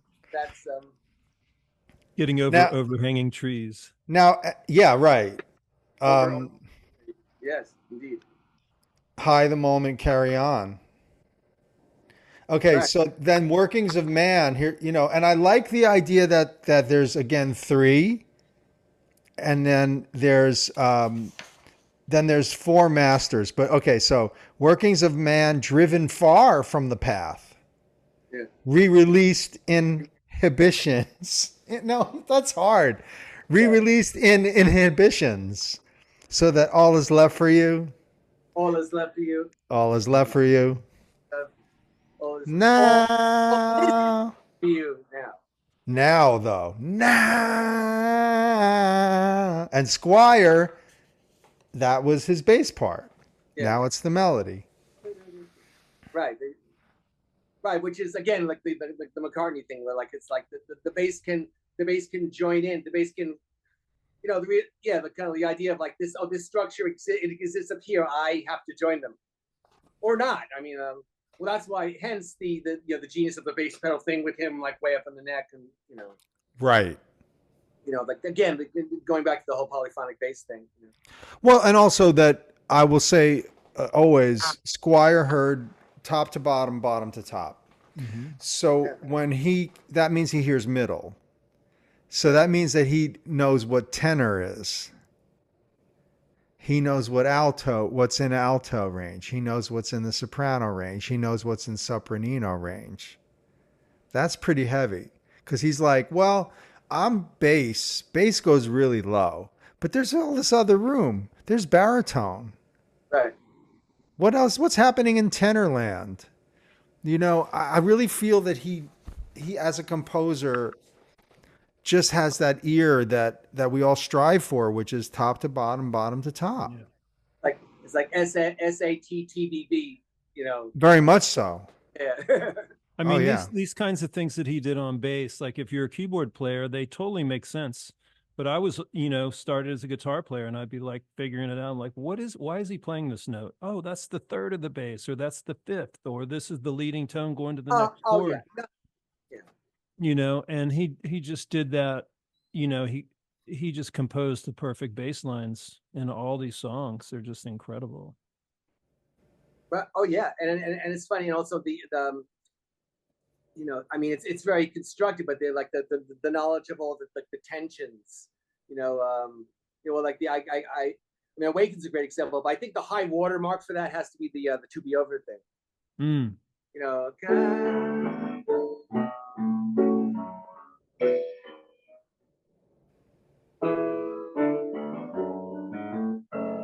That, I mean, that's and that's already, and he's already given you like I think one iteration before that where like that's completely different. And it's like any parallel section has to be different. It's and like in your face. I forgot about that part of To Be Over. It is so gorgeous. Yeah.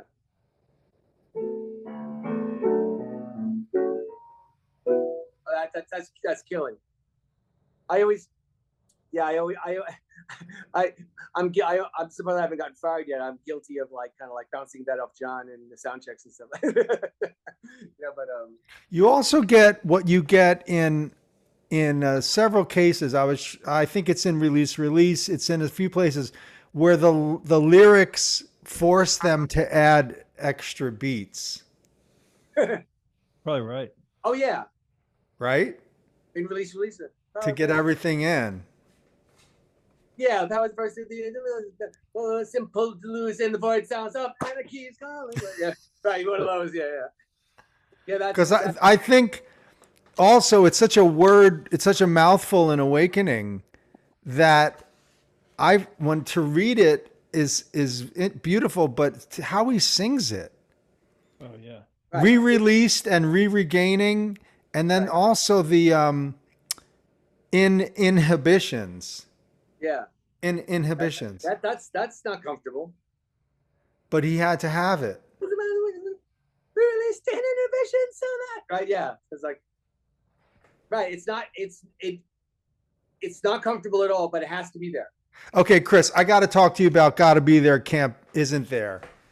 When you guys did Awaken, yeah, I'm gonna be honest. You didn't do "We Can Be Here" at the beginning. What's up with that? Jon did not want "We Can Be Here." We had it in the chamber. We did not want it. Why do you think? I don't know. We here we can be here. We did it, and he wasn't hearing it. He wanted it. He wanted it. Here we can be. Here we can be. Yes. That's what he wanted. Even though it's an incredible setup to bam. Yeah, I too was baffled, but Okay. But we didn't. But I can say with a clear conscience that we were ready. We were ready with "We Can Be Here." I mean, okay. We thought it's fully, mission critical. Again, I would expect nothing less. So thank you. Now, another question: is the Close to the Edge organ solo a fixed solo? It's the parts that are fixed are kind of the beginning and the end. So that's that's seminal. You can't play. You start with that. Yeah. Right. All that. So that.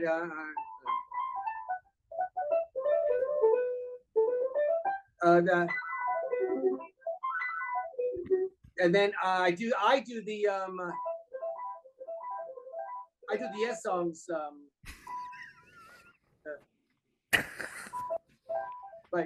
But he goes. That's why I just kind of modded it slightly. That's just a choice. Jon didn't seem to mind, so I guess play ball. Then from that point, it's actually I'm allowed to, whatever comes out. You can that's blowing, and right? Then I do the YES songs run up, and then the same the rest of the record. So that's how I. Yeah.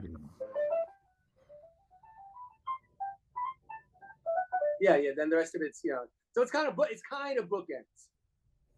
It's kind of bookends, but that solo. I mean, that was I thought about that for a while. I remember thinking, judging by the.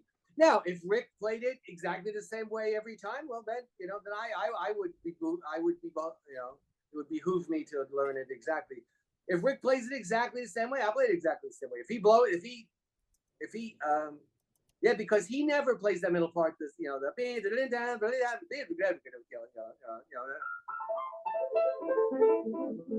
whatever and related subjects, but I love that. Your choices, and this is the same thing that went on in the musical box.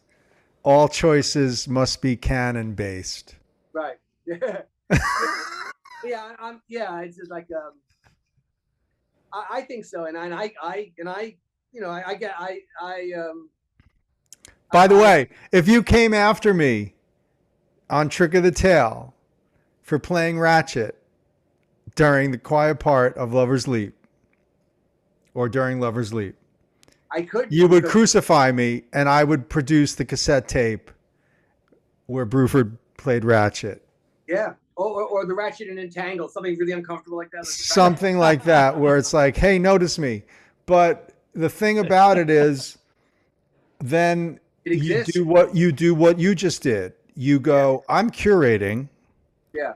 and I know what is canon, and I know what's useful, and I know what might have been a larf at that time, or maybe as Mr. Banks would say, a bum note.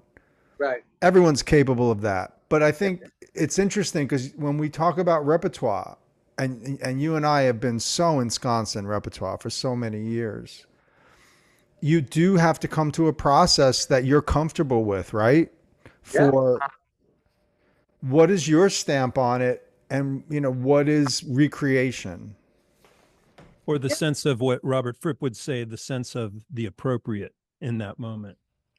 Oh yeah, that's That's right. very important. Yeah. Yeah, and I just so I think the artist pretty much lays it out. I mean, like the Carnival 9. That's a song. That's how you play it. Yeah. There's no because I mean he feels very strongly about that. That was a very carved out thing. It was just like magic. And he knew. But it's funny because then you get bands like Crimson where it's only material to be played with. Certainly in the first Bruford period. Yeah.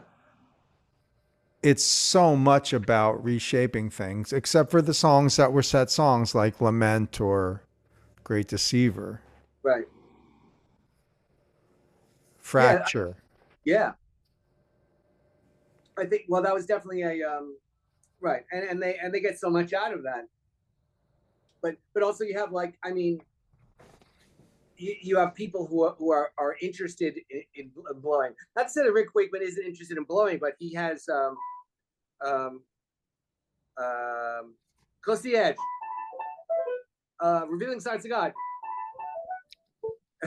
He has his bag, so he's not ensconced in it. It's not like you would have like Patrick Mars will play something different every time. In fact, he does. In fact, if you ever hear his version of it, it's too far afield. It's way far afield, like almost like too much, like maybe, because I actually the middle part I actually indirectly I'm trying to pay homage to Patrick because it is because I allow myself some chromaticism. Yeah. That and it's just for a brief moment. The rest of it is standard, Gothic Wakeman, underpinning. So, all right. To answer your earlier question, it's beyond an honor to be even indirectly connected with this music. I mean, so that's why we go to the quantum level. That's why I have to deal with the Higgs boson of this music, the finding of these subatomic particles and everything. That you have to. This music demands that, and anything else that's equally as iconic. So people can goof on me like you're obsessed with canon. Yes, guilty as charged. What's your point? Well, that's how I got the Todd gig. Every time I said to him, which was probably upwards of 6 times, I know your entire catalog if you ever need a drummer. It was true. I wasn't making it up. Right. And that translates to him as, oh, good, you can rehearse while I don't rehearse with you. And then he could just walk in, like you say, to a furnished apartment. Yes. It has to be furnished. Hi, how you doing? 2, 3, 4. Mm-hmm. That's it. You don't want to get a look. And also you don't want rehearsal to stop because you're having fun making music. So you want to play what's, vernacular and what's appropriate. So that's just an artistic choice. I don't know what. I think that's probably why they realized, oh, Steve is not gonna phrase with us, so we're gonna move with him. Because I bet you dollars to donuts that back then even Steve Howe was like, I'm phrasing it here, whatever, and really, like it. So it was if they knew that he was not gonna come in on whatever. For love or money, he moved it over and it just made music out of it. Yeah, I kind of like it. It's sort of a breath mark. Yeah, that's what. Yeah, right. And they almost have to they also have to bend a little bit. We try to square it off, but how actually he doesn't actually get it all in, so they kind of have to almost wait for him to go, Okay, how is Yours Is No Disgrace in 5? I don't think it is. I think okay, so full disclosure, as a kid, I learned it wrong. I incorrectly learned it as follows. I learned it as 3, 4. Right, I learned 3, 4. Right, but it's really 1, 2, 3, 4, 1. Stop. 1, 2. So why would Jon Anderson say on mic on so many shows this is in 5? He said about the intro to Yours Is No Disgrace. And doesn't it seem like there's an extra beat on Yes songs? 1, 2. Or is that a bad edit? 2,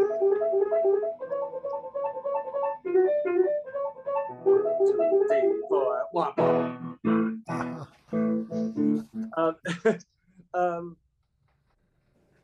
Well, also, by the way, there I learned there were far more edits on Yes songs than I ever knew. Like, did you know that the Steve Howe guitar solo on Disgrace live on the album has about easily 60 to 75 seconds edited out of it. You mean the movie? Well, I'm not sure. The one on the record. So it's shortened. It is short, yes. It's about 45 seconds to a minute longer in real time. It was actually Eddie Offer went in and it's genius. I mean, because I heard the entire thing and you realize, but like it almost was like something in the movie where he goes face first into a wall, but he doesn't let up. When he hits one of the yeah. But he won't but he won't like let up on it. Like he was like, okay, I think I got it. I almost have it.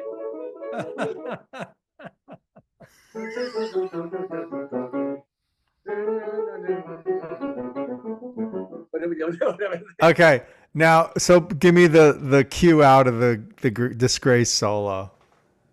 Because I'm not playing it, but I don't. I know you don't play it, but I thought you might know it. I mean, it's something you can't do.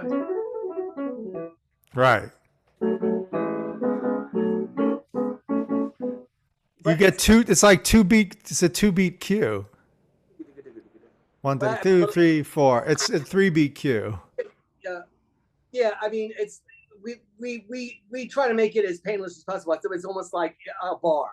And right. Big eye contact. Because it doesn't have to be like, I know, because we were all like, as kids, we were like, oh yeah, so like, so, right. So the way they're doing it, you have a beat. You have 2 beats to hear.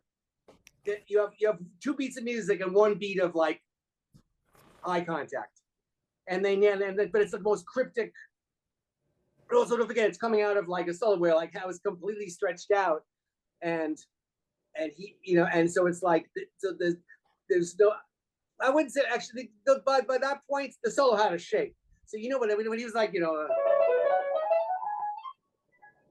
when he was so you knew it was coming. So I guess they did it enough where like it wasn't traumatic anymore. He could play as crazy as he wanted, as long as he went because they smack it on the head. They never every time. Like now you have the Progeny box set. I do. Tim was just coveting it. That's true. It's badass. I'd love to. Oh, tell me about it. Yeah. It is. I put notes on each one just to kind of remember, like, oh, this one Squire is really loud in the mix, or this one, it's not. They tried to do improv during one of the tape loops, or they do improv on I think all the tape loops on Close to the Edge. Yeah, that's fun actually. Anderson singing over the drip section before Get Up, I Get Down. That's beautiful. Yeah. that's right. So that I once I knew that they had done that, I think that was sort of fair game. Not that we don't go berserk on it, but the idea of that we could be sort of like, I know at the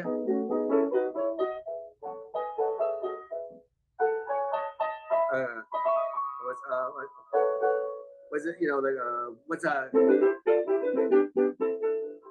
Yeah, it's the Debussy chords. no, it's the Stravinsky. That's The Petrushka. Okay.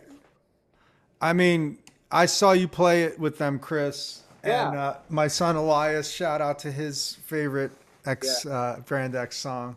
Yeah. Wow. Yeah. It's gorgeous. My God. Yeah. It's a good one. Who penned that? Good song. All the way. Yeah.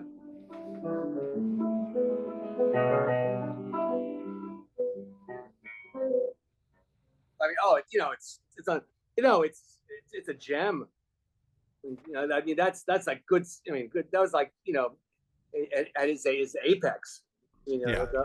You can see. I mean, he had such a incredibly long run, but like writing, whew, man, and the whole band. I mean, and the whole band was like so inspired. On top of that, Phil is just, deadly.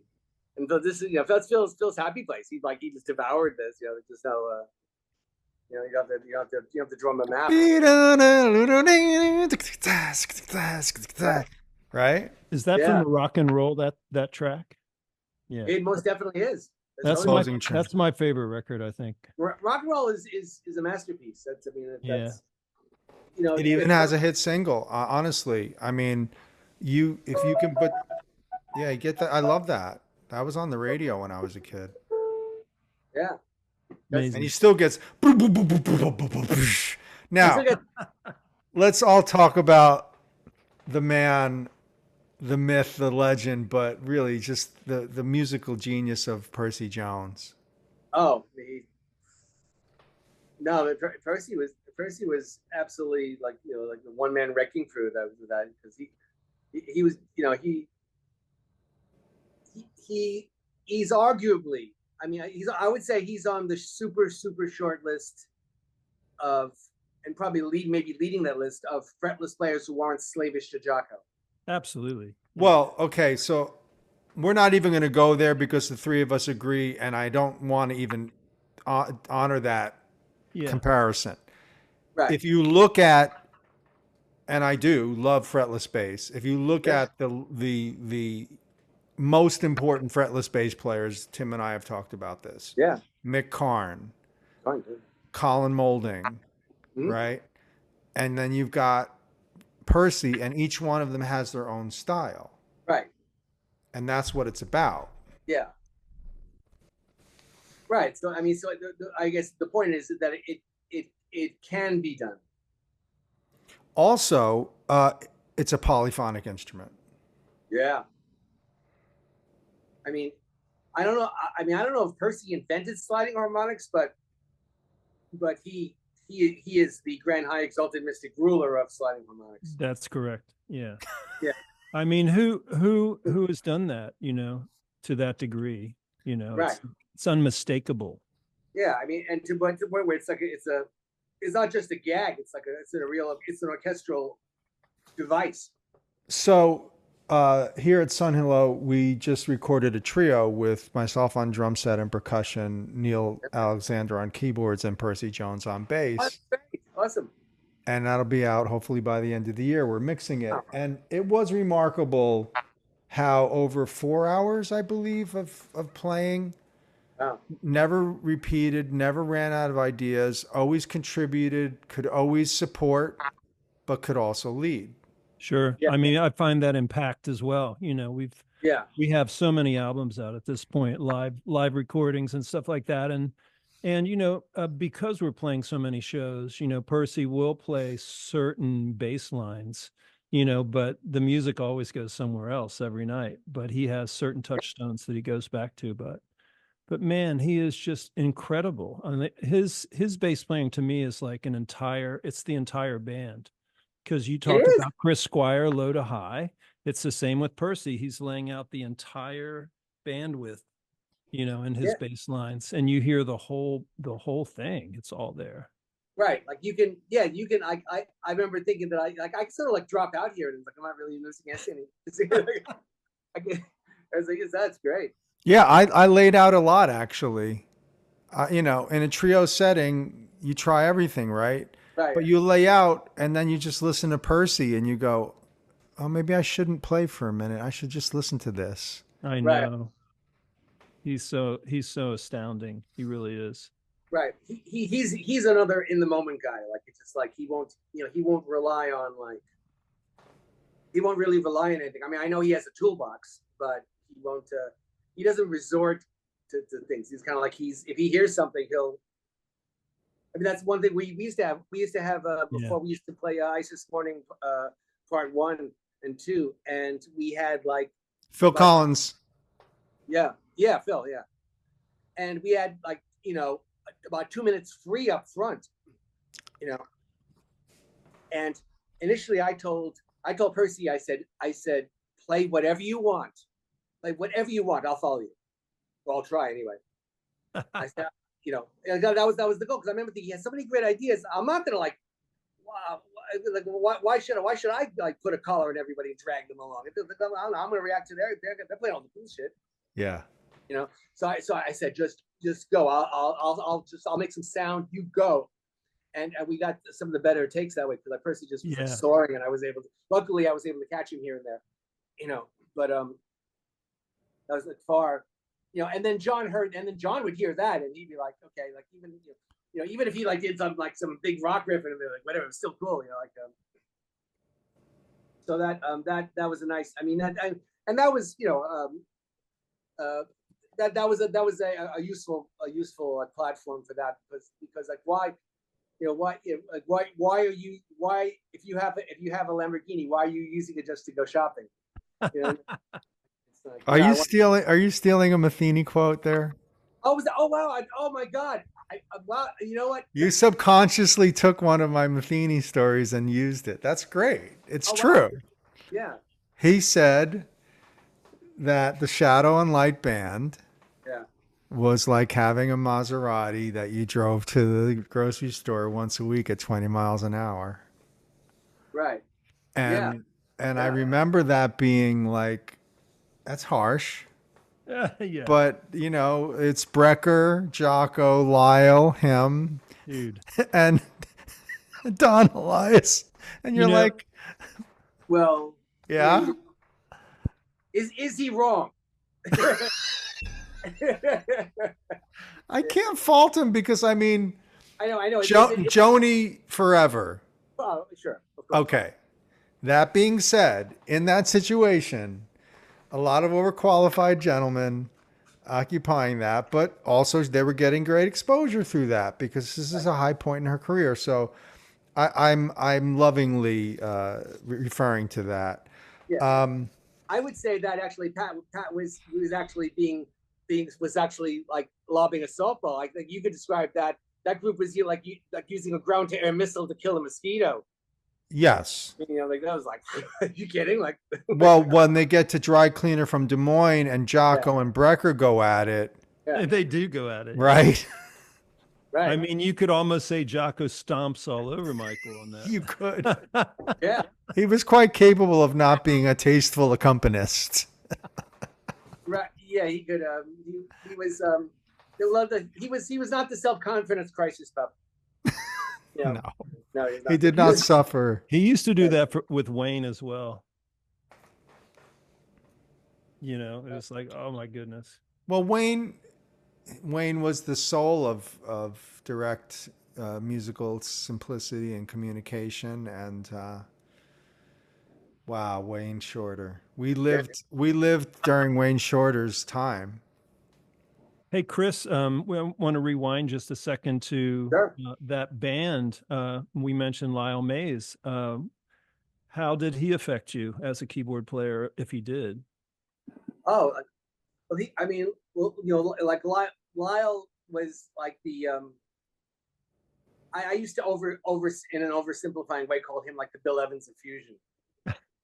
Yeah. Like, right. Because, but because he was like does that, like never, not one iota of like not a beautiful lyrical smooth, even when it was burning, it was like everything was just like always right, always just right on the right choice. It was like, that's why he was perfect with Pat, because Pat was always about, every, like we say, every moment has to be the best moment. Well, like, you got the right guy. It's like Lyle. Yeah. Did you ever see that there's like this early film of them, like early on, and they're playing All the Things You Are? Lyle is like, he plays for about, it's insane. It's just like there's not a hint of wanking. There's like no cliches. He's just like, one chorus is more revelatory than the next. I mean, I remember thinking, that was ridiculous.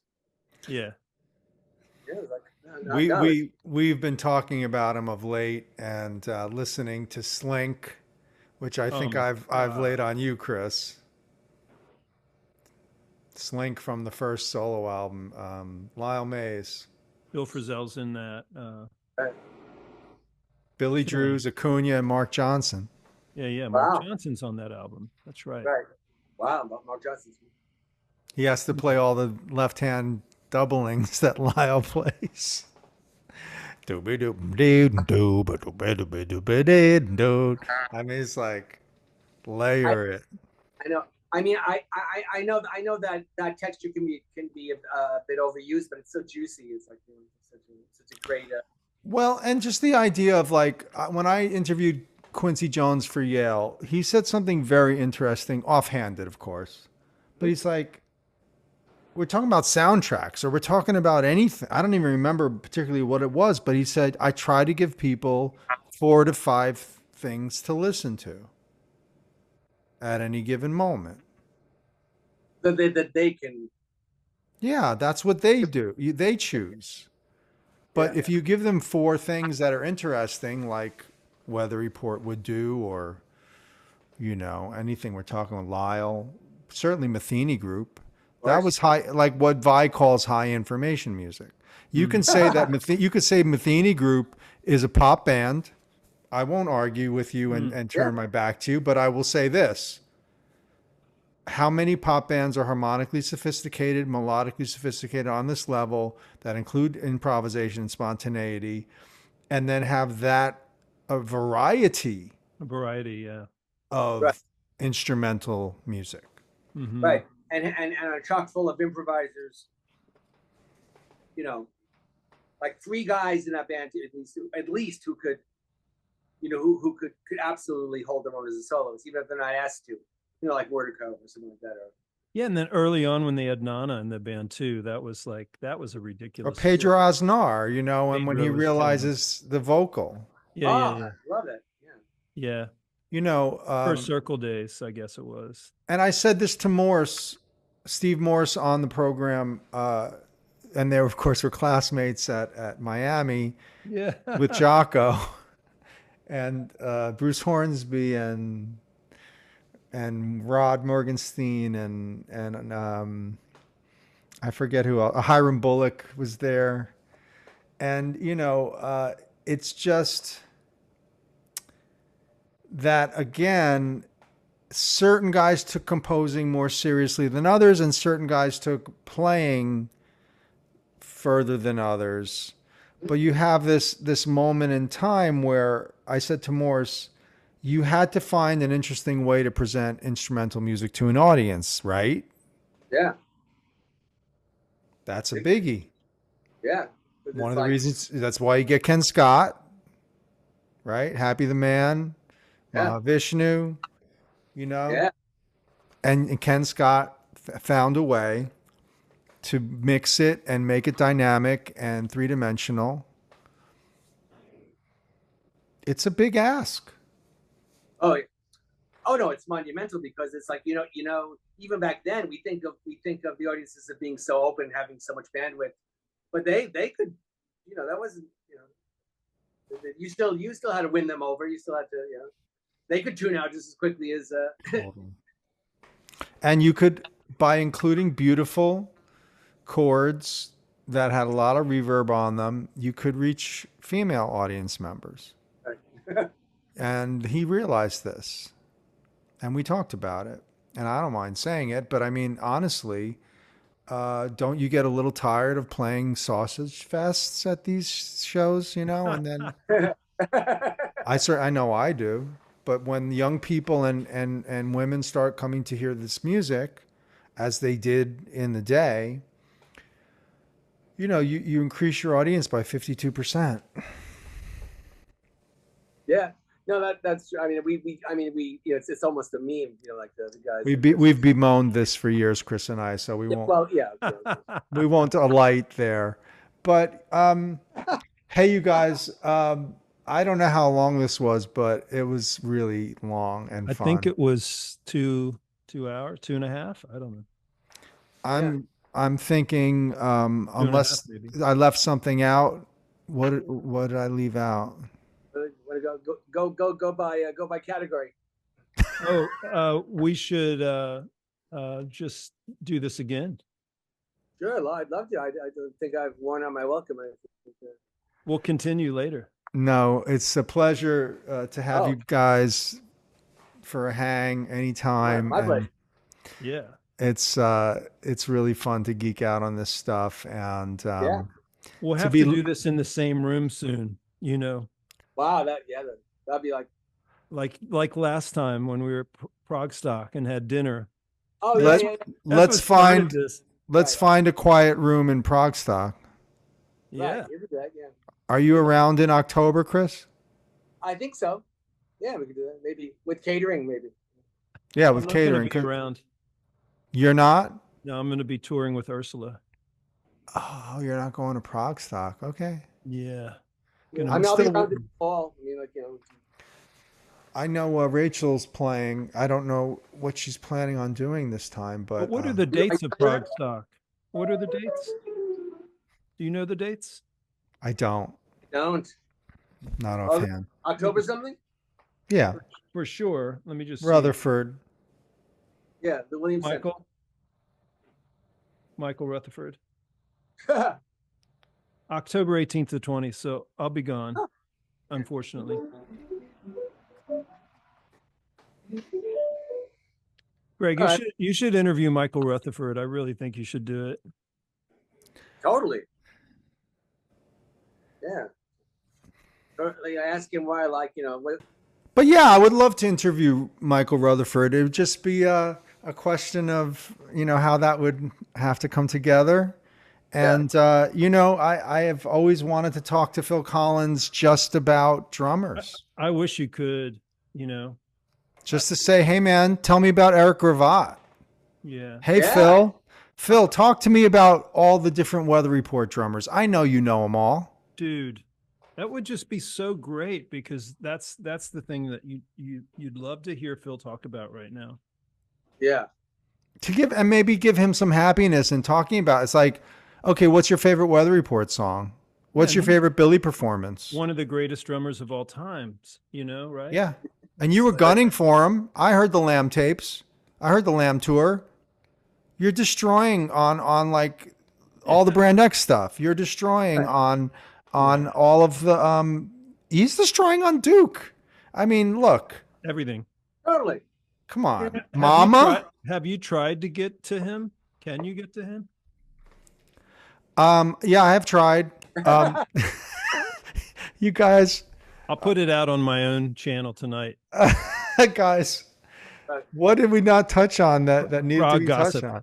I have to say, though, so interesting and glad that the three of us have so much in common, and having Percy Jones in common is really, really neat, because he's such a big figure for all the three of us in music, in the Eno stuff, you know, everything. Oh, by the way, the Eno film is out.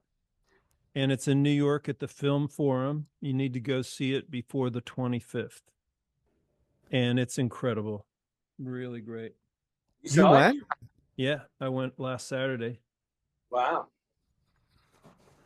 And every iteration of it is a different film, because it's all set up algorithmically. Is it really? Yeah. So I can go back and see it again. It'll be a different film. I mean, some of the same, they'll probably be in different orders, but there'll be stuff that was left out that'll be And in. why not? Yeah. That's really such cool. a great idea. Modular. Yeah. Right. Yeah. And the Film Forum is such a great theater. I've never been there. It's an independent theater. It's been there since I don't know, the 90s or 80s or something. Yeah, it was there. Bottom line was 2 blocks away, right, Chris? Is that right? And, Yeah. And what else? The other club, SOBs, is right there too. And also Bitter End. Wow. Yeah. I Yeah. haven't been to that corner of the world in a while. Yeah, it's definitely worth the trip to see it and hang with Brian for 90 minutes. You know, it's great. That's a gentleman I'd like to have on the show. Oh my God. I have many questions. Sure. Yeah, man. You know, there's so much there conceptually, historically. Guys, thank you. My guest, Tim Motzer, my guest, Chris Clark. Always a pleasure. That's a Cecil Taylor album. Always a pleasure. And hit me on bendianmusic.com for chat, for lessons, for any. I'd love to hear any of your feedback. I'm sure that that we're going to be doing this again. So hit me on Patreon. Hit us like and subscribe. This is the only place you're going to get this. I'm pretty sure. So Whether you like it or not. whether you want it or not. Okay, guys. All right. Thanks, Bye Greg. bye. Thank you. See ya. See ya.